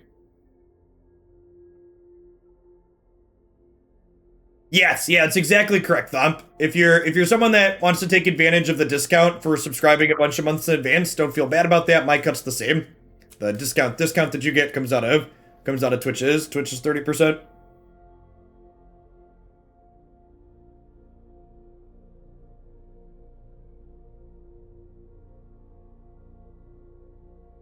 I really think we need, like, I have 8 ways to enable Lotus Field. That's plenty. I think four stifles is plenty.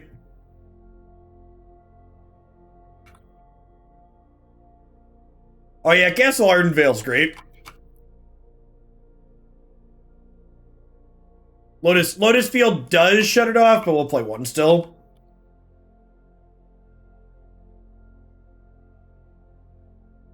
Probably good enough.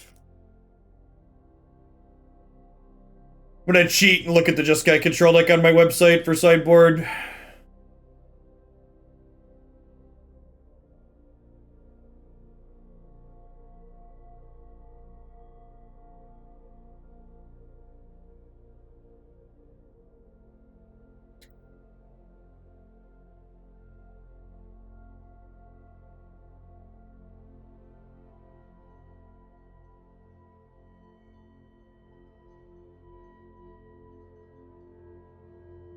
I probably want more Chandra's too. She's kind of our control breaker.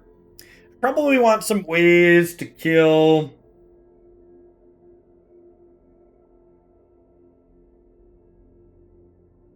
No, we're playing Lightning Helix. Art is really good. It's fine. You're gonna have more than just Lotus Field as land in play. Helix is very, very good. Chat has this weird desire to play Fire Prophecy this morning. Fire Prophecy. Excuse me. Fire Prophecy is not a very good chart card, chat. Stop trying to make it happen. It's not going to happen.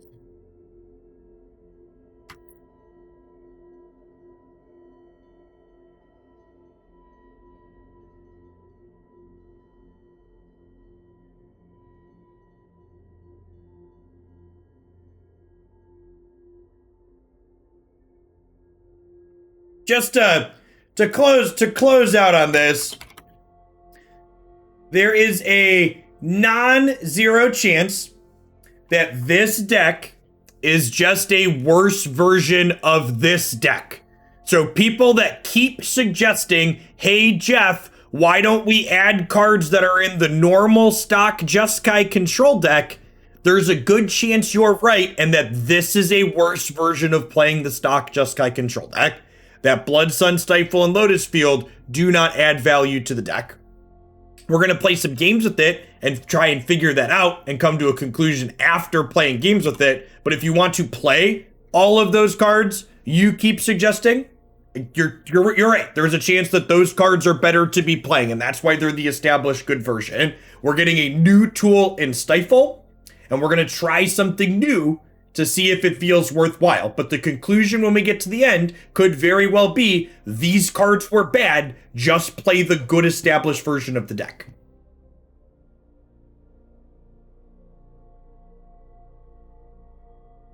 All right, Mardu tokens with K command.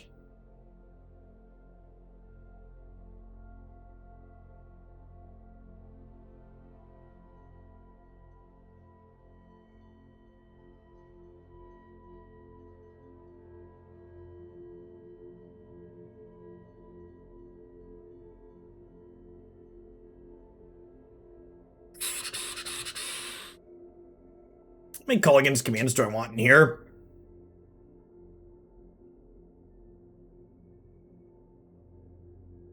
Probably just like 2, honestly. This Mardu deck is great, Blue Mage. We played it a number of times before on stream. I honestly don't know that. So this is a donation to add Culligan's command to here explicitly, but I honestly don't know that Culligan's command is better than Silver Quill command in this deck list. Maybe we just like cut Warlord's Fury and get a little bit grindier. I did go up a land last time, which makes Warlord's Fury less needed as a cantrip. Let's just do that to start. Let's cut the Silver Quill command is like really good in this deck. It's super good with Arcanist.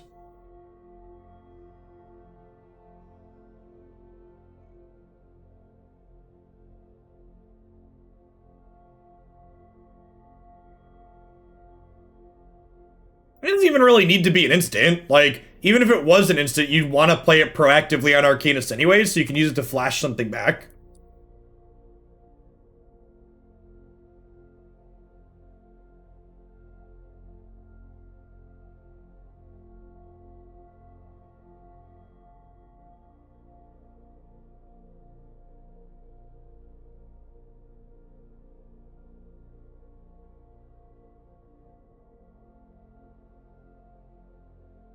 I know I've played red-white tokens before. This is probably... This is older, but it's probably a fine starting point.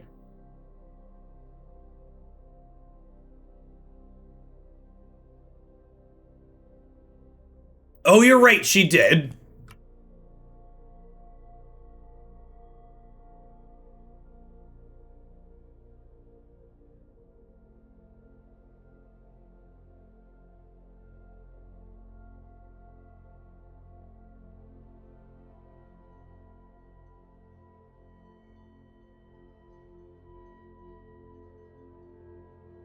This is actually very, very close to what this is too anyways, right?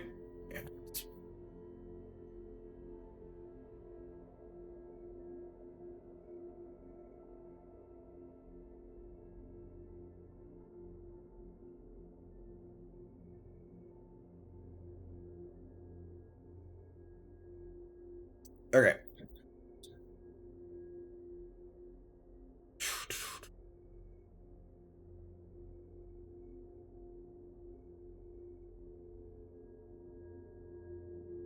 Is this you? I think this might be. But are you Steven? Are you Steven Sherwin? So the big thing that this deck is going to get to do different is you no longer have to play Fire Prophecy and bad cards to put Craterhoof Behemoths back in your deck. So I think we just play a bunch of copies of Elesh Norn.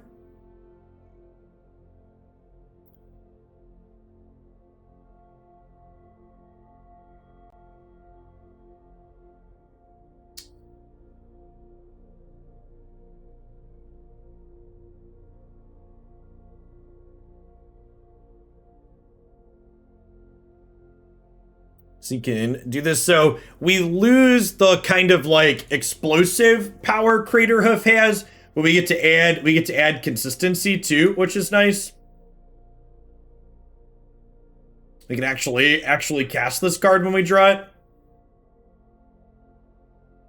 Oh, it does mean we have to give up the companion, right? That's fine.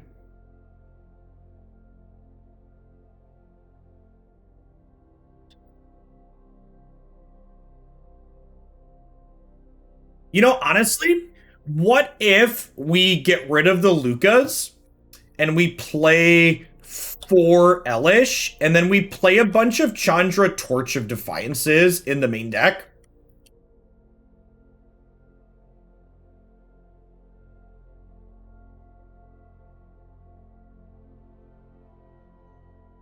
The sideboard for now so I can look at this a little bit more concisely. I kind of like that idea. Yeah, so we we can like turn 4 Elesh with this, but we can also just like cast the Sun 4 and then turn 5 Elesh. I think I like that idea.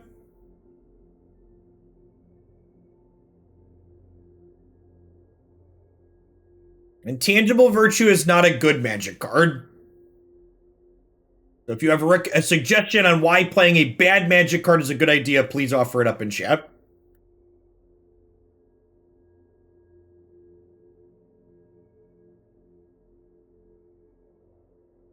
Yeah, and in general, cards like Forbidden Friendship and Dragon Fodder are not playable on their own.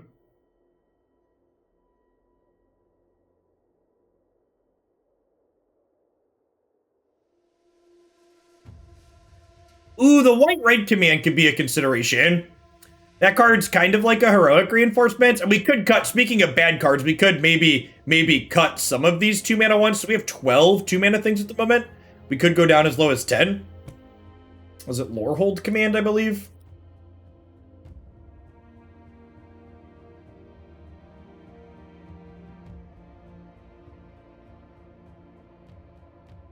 Yeah, I like that idea. Let's get a couple of Dragon Fodders and play a couple Lorehold commands.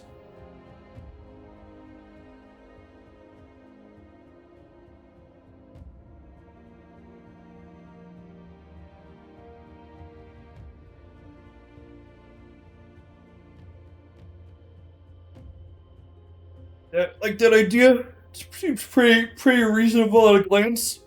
We do have a lot of pores and reinforcements and transmogrify. Yeah, the escape token creator is fine. Fine is an accurate summary. Vetting Ellistorn and Lorehold commands is 24 lands enough. Yeah, 24 lands was already on the high side, and Legion's Landing is kind of a land. It flips into one in a lot of situations.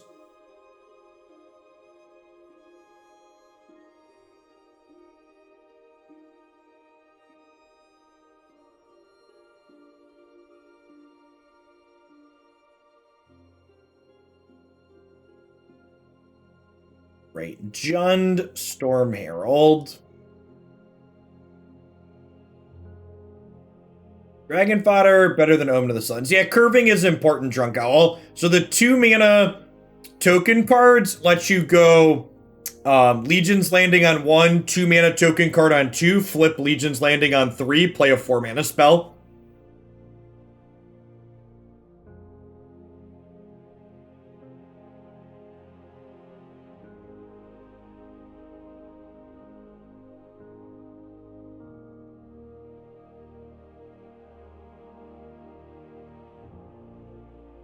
Oh, do we make a sideboard for tokens? I don't think I did.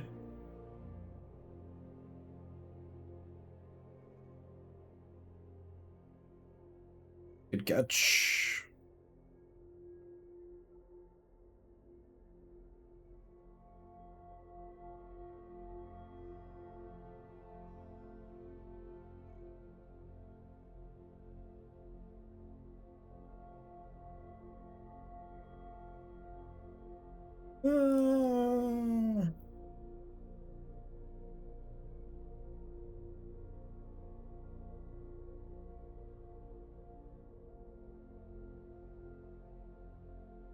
Look at that. Glut of removal and hate cards.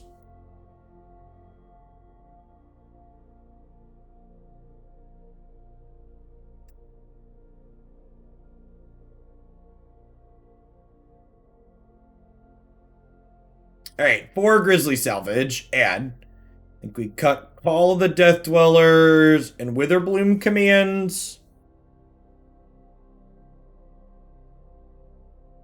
And we need one more trim. Grizzly Salvage is so good in these decks. Helps us hit lands, helps us find our next namesake in Storm Herald.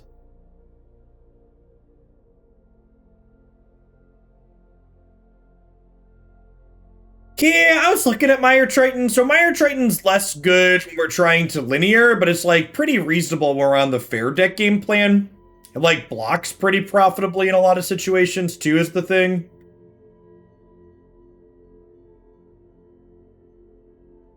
Maybe we give up like the Citizen training. I have 6 of this card basically, and this is going to help us find them more consistently.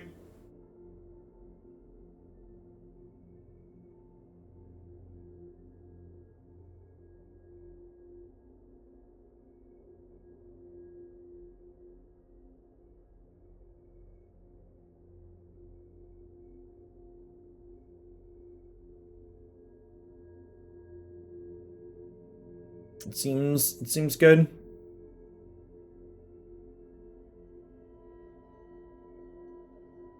No, I don't think so, Precipic. The mana base is already kind of stretched. And you also just like don't want to take turns off in the early game. Like you're gonna hit a lot of bad cards that you don't wanna flip into a lot of the time anyways. Historic Anthology 5 goes live on Thursday. Thursday, 10 a.m. Okay. A Tarka Red.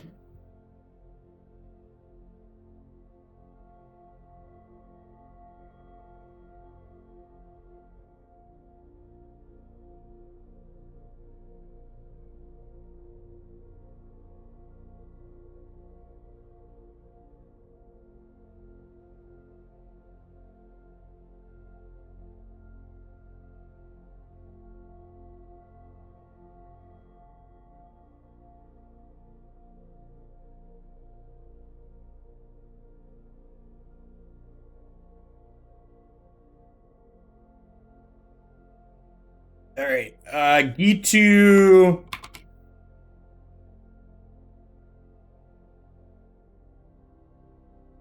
Gitu Lava Runner.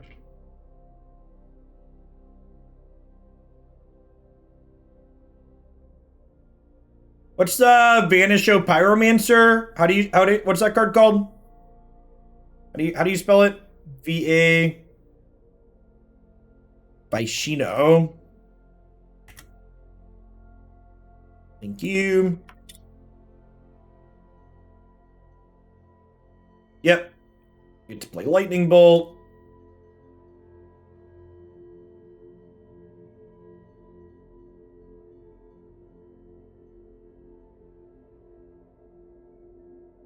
Play Bone Crusher Giant.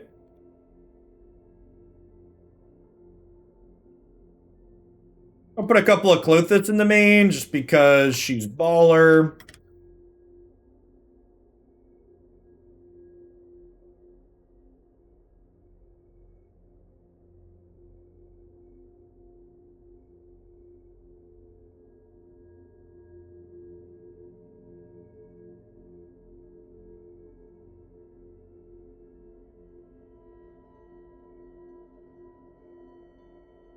Do I want any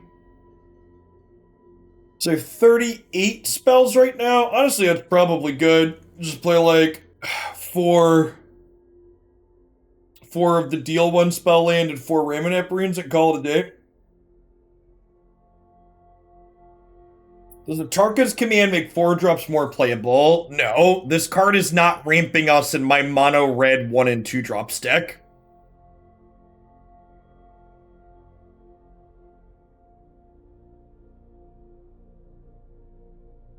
Is there another playable 1 mana creature? What's the third most playable 1 mana red creature in the format? We don't have Taylor Swift Spirit at the moment. Oh, Beaumont's busted. Yeah.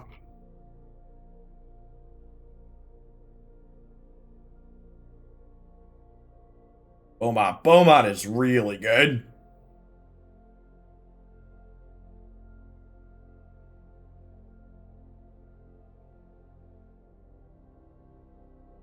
Yeah, maybe Arcanus isn't good enough.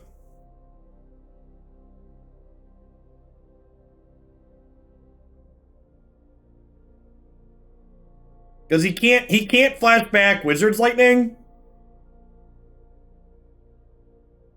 Yeah, there's not quite enough 1 mana burn for him, is there?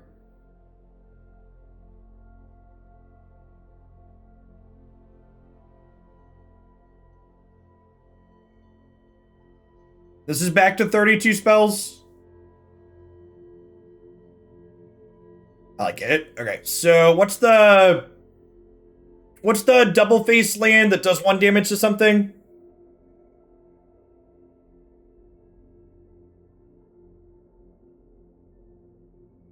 Do I want to tap land though? We could play a couple Ember Cleaves. That's probably a good idea.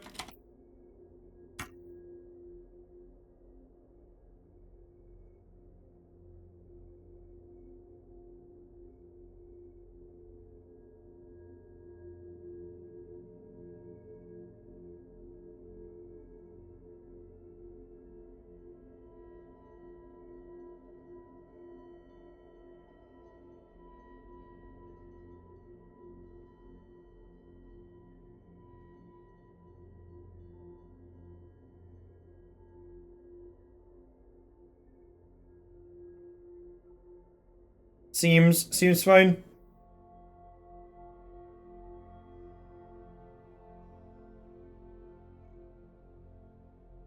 Oh, I need green mana, right?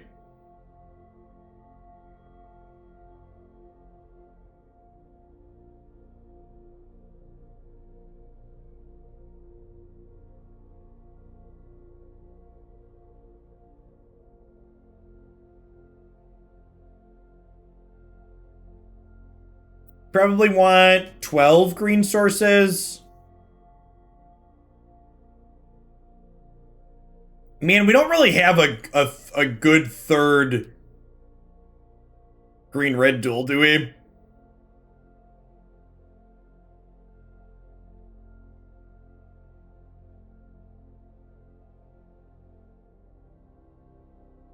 Yeah, my kingdom for a Copper Line Gorge.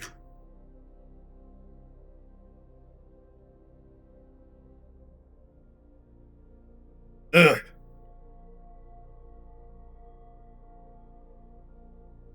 Yeah, like, the check land's pretty bad, though. Like, I guess I could cut Shatter Skull Smashing to play...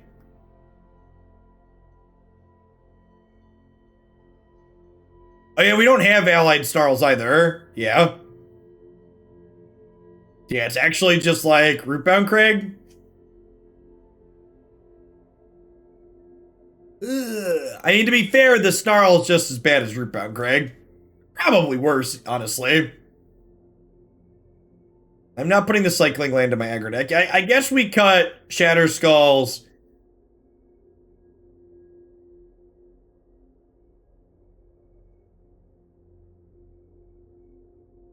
I'm gonna give you the best deck building advice you're ever gonna get, Pepperidge Farm. Don't play bad cards to make your good cards better. Just put more good cards in your deck and you'll win more often. That's the type of insight I know that you all show up to these deck building sessions to hear. But trust me, many of you need to hear it more often. Hey, couple of fries, couple of cinder vines. Probably. I'm not a graveyard deck, right? We could play a bunch of relic.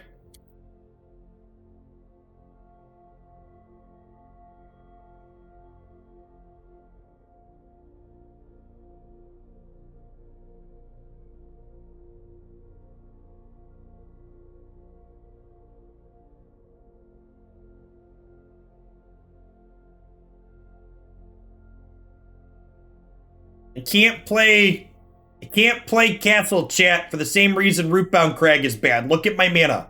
I only have 9 mountains in my mana base.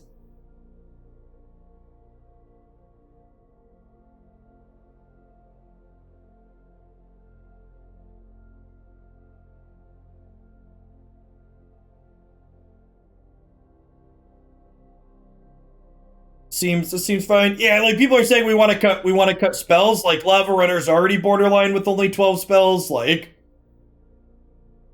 oh yeah, Ancient Ziggurat. That'll help cast my green red instant. That's a good suggestion.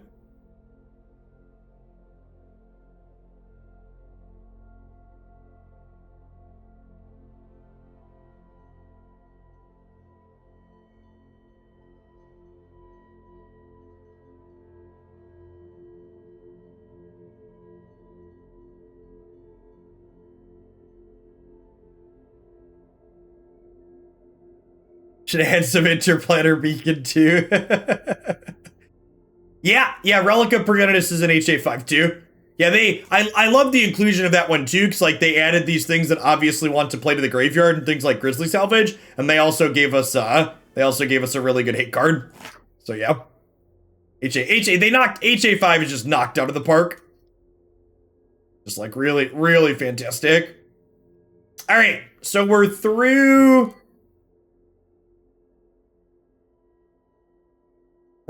all 12 build rounds.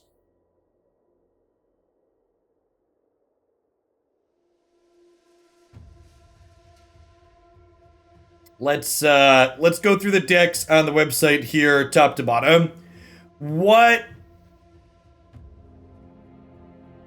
Yeah, we had relic to everything. I don't know about everything. Like, rogues and auras, for instance, don't want it. And I don't know that Gruul aggro really wants it either. Maybe Green-White Company does, but it's not a creature. Red-Black Arcanist obviously wants K-Command. Jeskai Control is playing Rest in Peace, so they don't want Relic, and they don't want Ojutide's Command. I think Arcanist is the only deck out of these 6 that wants a new card, right? I'm working our way down, Necker. Does Gruul want a Tarkus Command? No.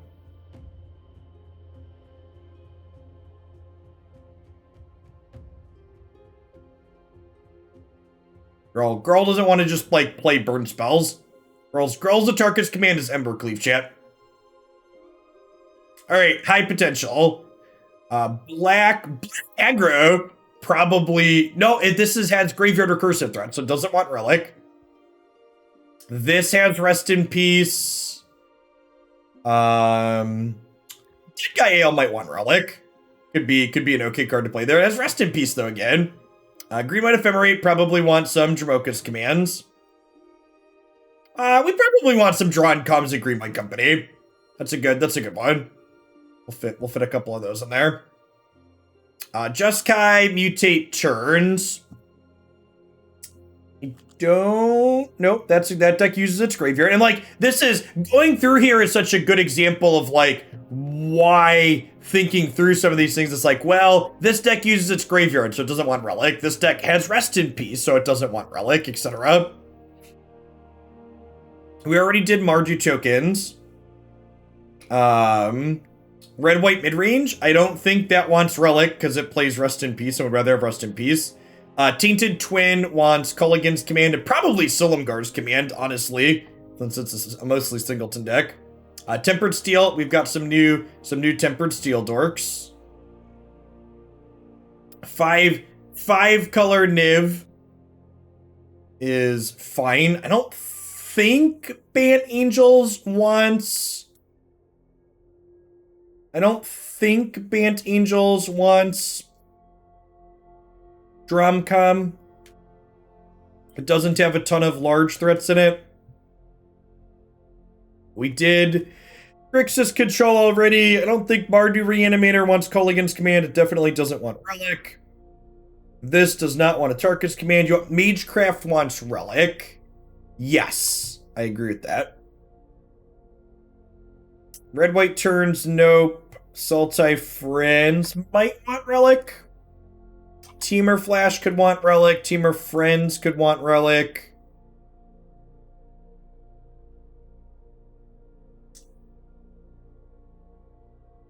I think the memes remain as they are.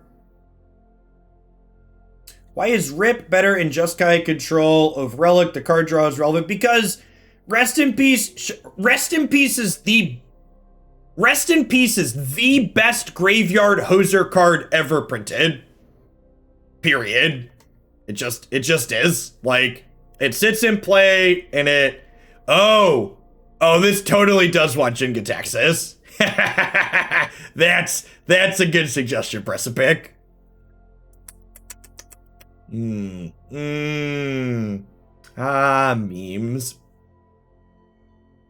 Alright. Red-Black Arcanist.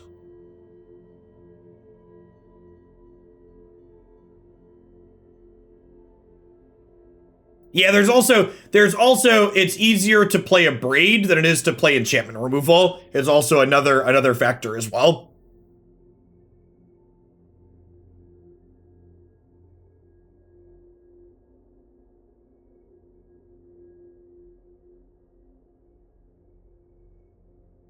I mean, honestly, I think this is just as straightforward as...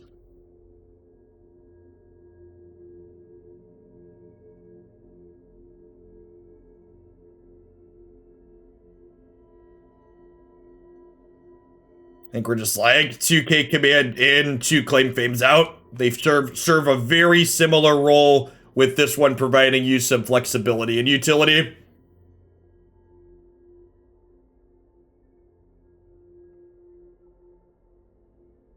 And you want to play Scrabbling Claws instead of Relic still because you don't want to hose your own graveyard in this deck.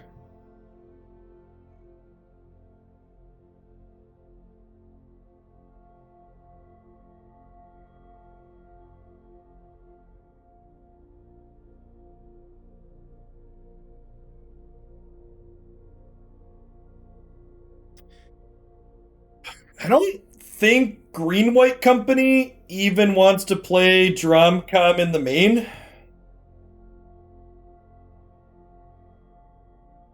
Like, you're kind of tight on creatures to hit.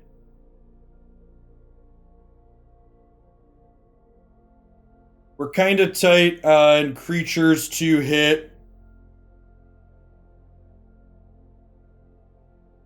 Anyways, it's probably a little bit better than, like, some of these, like is it better than, like, Giant Killer's, like, technically a hit off of Company too? Like, is it better than Deckenstone? Like, our creatures are pretty thick. It might be better than some Deckenstone.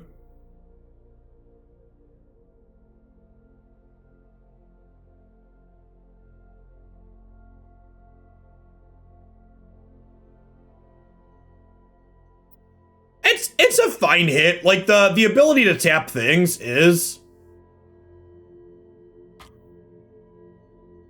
The ability to tap things is, like, pretty good.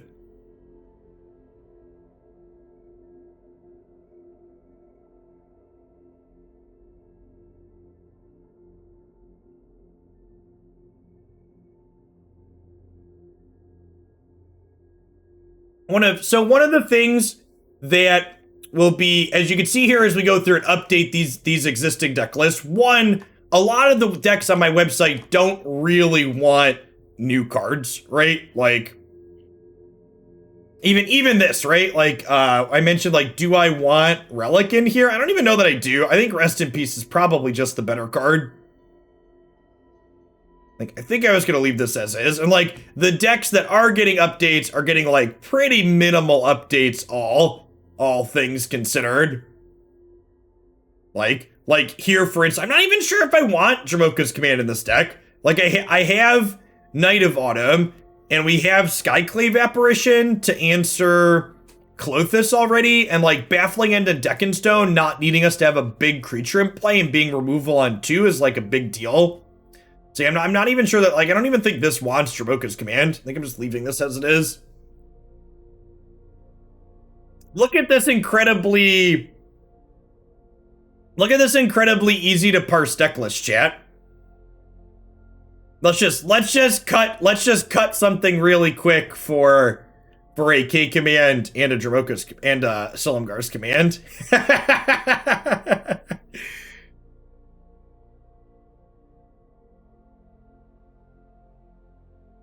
Yeah, updating this main deck to have a Chandra in the main is probably a good idea too. I agree with that.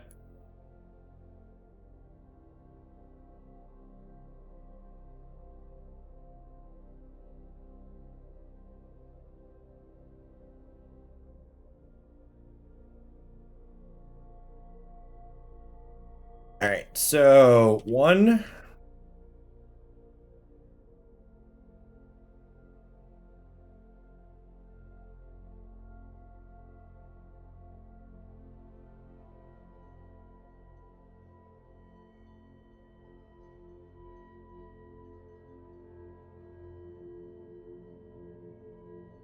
Silum, right?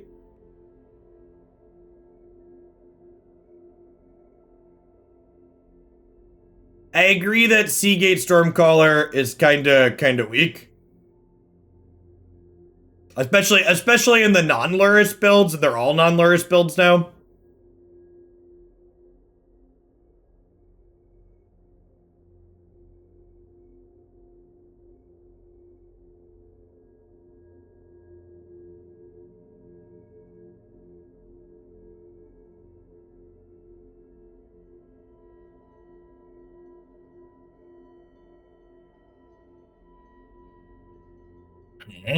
So I need 2 more cuts out of here.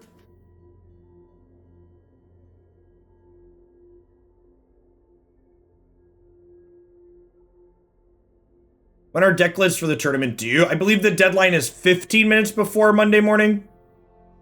Or Sunday morning, 15 minutes before the tournament starts.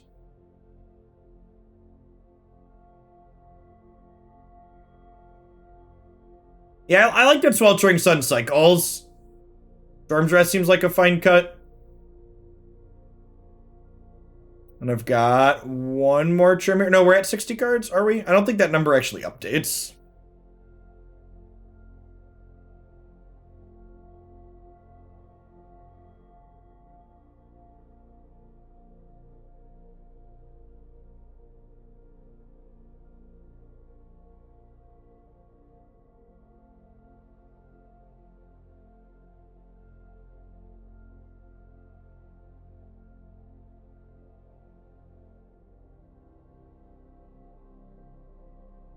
I've got all right, so what's updated? We've got 2 spell lands in here, Brad, and we've got Cold Steel Heart over here. So we're at like 25 lands plus a smattering of cantrips and other card selection.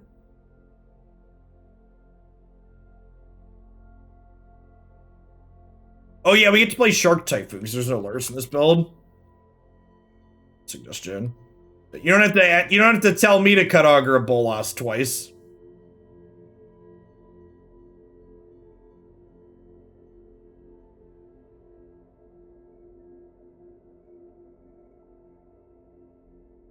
Alright, I like that.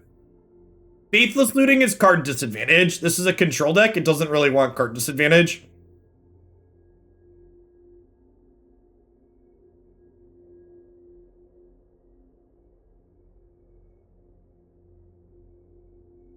Great. Tempered Steel. I'm excited to get to this one. Hey, Daylight Blue, thanks for the brand new tier 1 sub. I appreciate that. Welcome to the channel. Vault Scourge, baby. Give me 4 of them. I don't know about a bunch, but it gets a couple. I love Augur House. Am I supposed to know the bottom 3 cards of my library? Asking the real questions. The other new idiot is Morning Kraken. The other new idiot is the is it Court Homunculus? Is that what it's called? It's 1/1 as long as you control another artifact. It's like a 1-mana. Is a 1-mana 2/2 good enough? How do we feel about 1-mana 2/2 versus Sparring Construct? It's probably better than Sparring Construct, huh? This card's kind of whatever.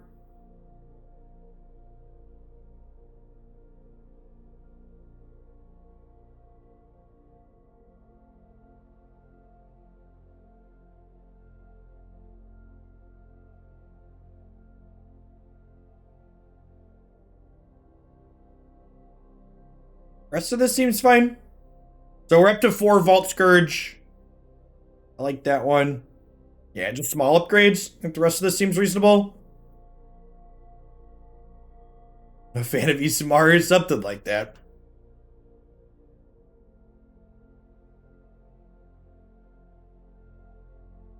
I think this seems good.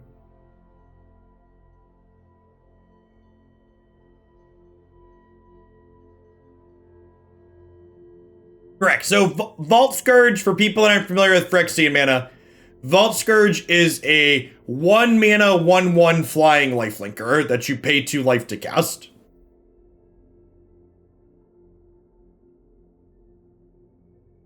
No, again, in most decks that want Graveyard Hate, if you can cast Rest in Peace, you're going to prefer Rest in Peace to Relic.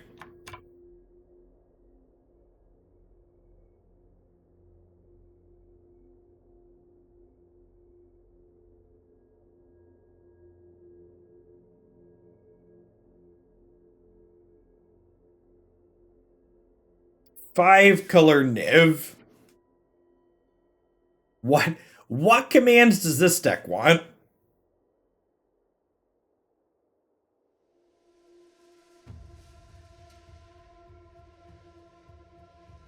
Yes, maybe. I don't really have any red-black cards in here, so adding K-Command probably means we're going to have extra hits consistently. I don't know that we want Dromcom. Like, Dromcom as a card needs large creatures in play for it to be good. I think it's probably just K-Command. I think it's probably just K-Command.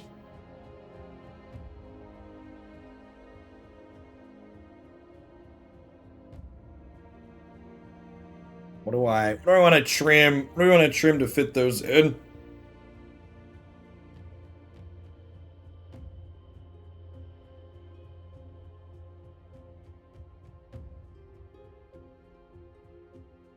I think it's better than Hostage Taker. Yeah, I could see that. Hostage Taker's kind of slow and mopey. Nah, Helix is great. You need to not die to aggro. Yeah, I like that suggestion.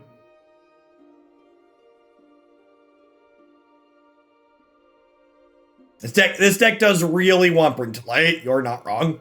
Hey, Smugify, thanks for the prime. There's a ton of great people. You could send that to every single month here on Twitch. Thanks for sending it this way this month and keeping me around.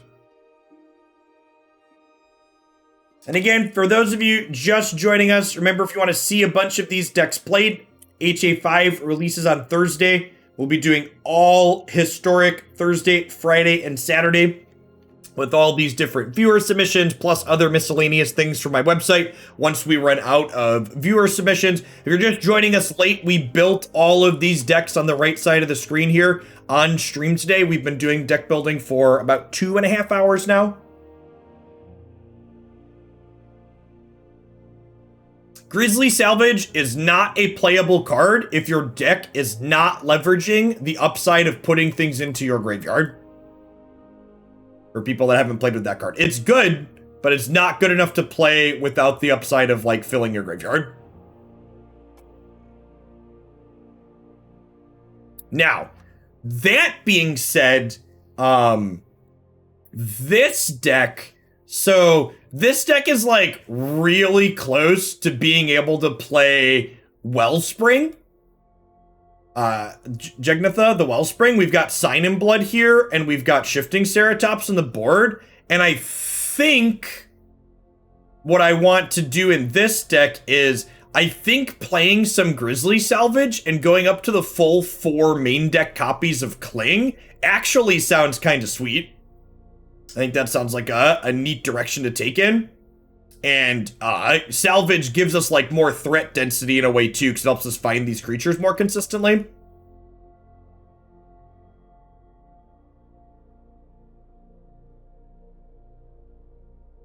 So we can play the Wellspring. We can cut these Sign in Bloods. Cling is just like an incredible card in general, I think.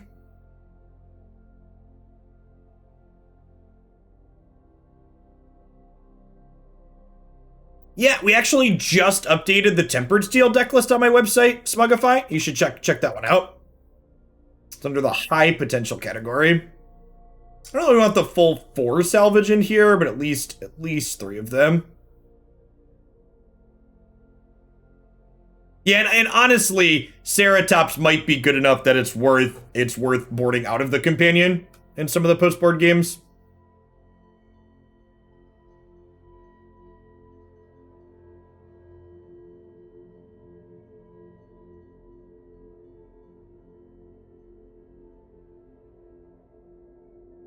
You know, honestly, Dragon's Guard Elite is like only okay in this deck.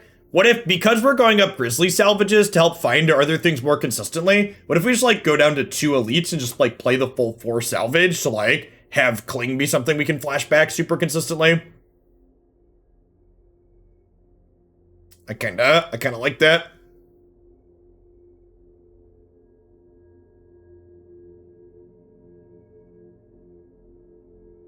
And I think this deck probably wants Innocent Blood's kind of meh.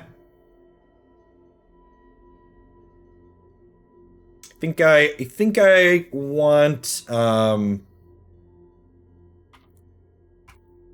technically there's one of these on the board here too. Yeah,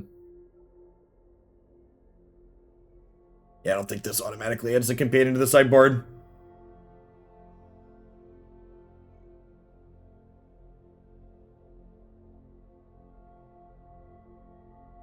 Wilt's a little whatever.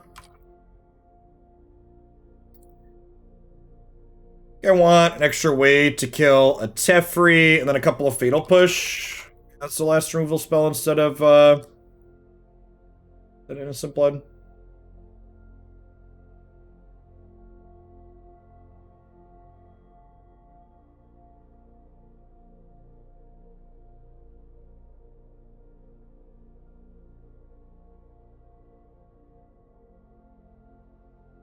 I don't know that the red adds a ton of value, if I'm being honest, press a pick.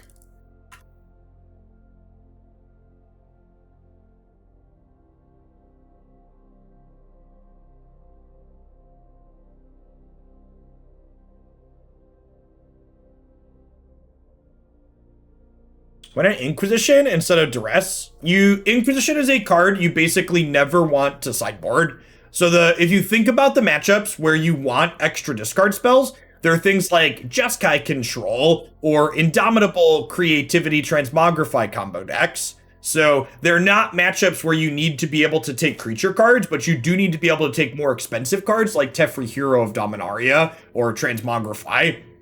So Inquisition is a much better main deck discard spell than Duress because it's flexible in more matchups, and you don't want to get caught with like a card like Duress in your hand against something like Gruul, for example. But in the post-board games, when you want more discard spells, Duress is the card you generally want after Thoughtseize.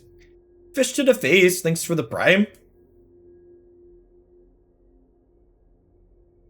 Yeah, this deck has got to want Relic, right? It can't play Rest in Peace. Cling to Dust is kinda whatever. I think we just want like 3 relics in here.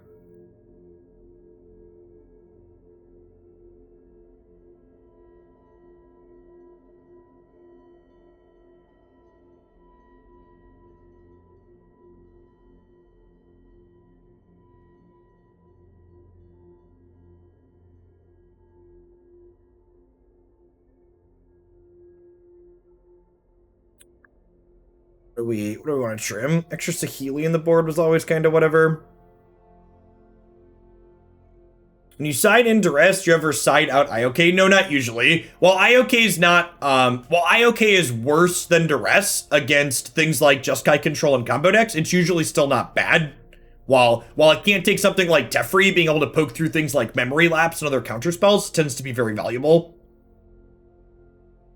So it's like, not the card you choose to bring it out of the sideboard, but it's also like still fine.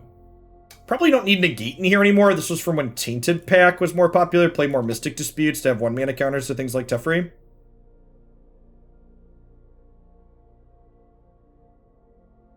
We did Dragonstorm Herald earlier because it was a viewer submission for something to play on stream. We did that one a little bit out of sequence.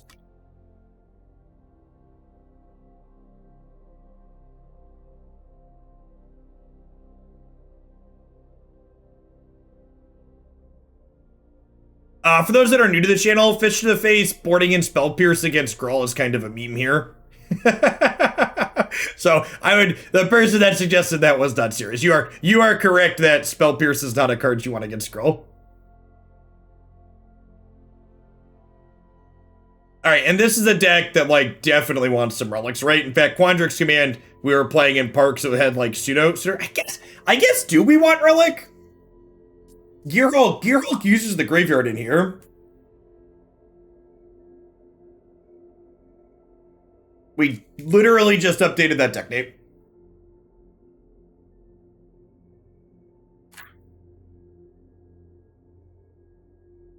Yeah, I don't think Relic's actually good here again. Yeah, like Team or Friends. This one is not using the graveyard. We've got Clothis for graveyard hate. Like I don't think this one wants Relic either, right?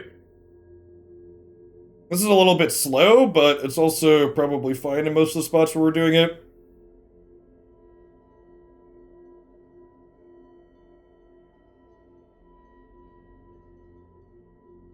All right.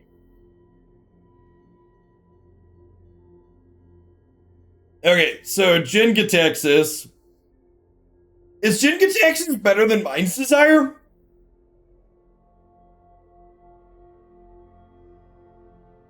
I think it is, right? I think it's better than Mind's Desire. It also makes Genesis Ultimatum a little bit better, because you can, like, flip it into play.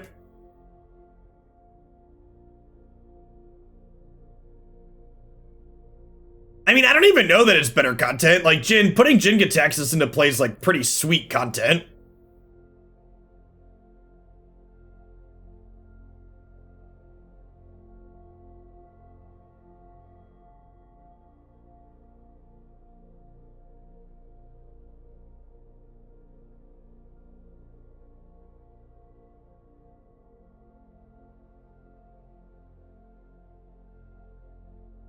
Put me back up over here before I forget later. All right. I think we're set, right? I think that's good. So we built a dozen decks for stream Thursday through Saturday. So again, for people that don't keep up with my schedule, I am taking all of tomorrow off. Thursday, Historic Anthology 5 goes live about 10 a.m. Central, so I'm starting a little bit later than usual, so we can jump right into HA5. I'm going to run a little bit later than usual. Friday, I'm going to do my normal stream, all Magic Arena. Saturday, I'm going to do a normal all-day stream, all Historic for all three of these. And then Sunday, the Hoaglandia Open Series will be returning. If you'd like to watch a tournament with HA5 cards, we're going to be having full coverage all day here on the channel. If you want to play in this tournament, we've got increased prize support from Cool Stuff Inc., our tournament sponsor. So everybody that gets at least 3 match wins in this double elimination tournament will get Cool Stuff Inc. store credit all the way up to $150 for the first place person. If you are going to play in this tournament and you've not played in this tournament before, there are a lot of rules here. You want to make sure you read these participant responsibilities and tournament day responsibilities. It is a requirement if you are playing in this tournament that you are able to share your screen in our Discord server upon request. That is how we do coverage in our esports game that doesn't have spectator mode. Sorry, we're not an esport anymore. The MPL is dead. In our game that doesn't have a spectator mode. So you just want to make sure it breaks down how to join the Discord server and how to go about sharing your screen in there. You want to make sure your tests are capable of doing that before the tournament happens on Sunday. Knock on my desk here. We have never had to DQ someone from the tournament for being unable to follow the rules and share in Discord, and we've done a dozen of these tournaments at this point, so hopefully that continues to be the case. What if you're on mobile? Discord mobile technically supports sharing your screen, but I'd again make sure that your phone is capable of doing that before the day of. So yeah, we didn't have to house ban anything. Got 33 people signed up already. Usually we have about 100 folks or so, which is great.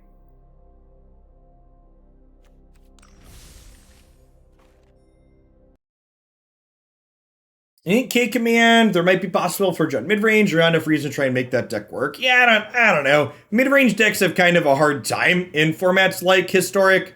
Just like the range of things you're playing against tends to be tough. I'm not really sure there's a compelling reason to be in Jund as opposed to just like playing something like Mardu or Red-Black. So, yeah, sweet.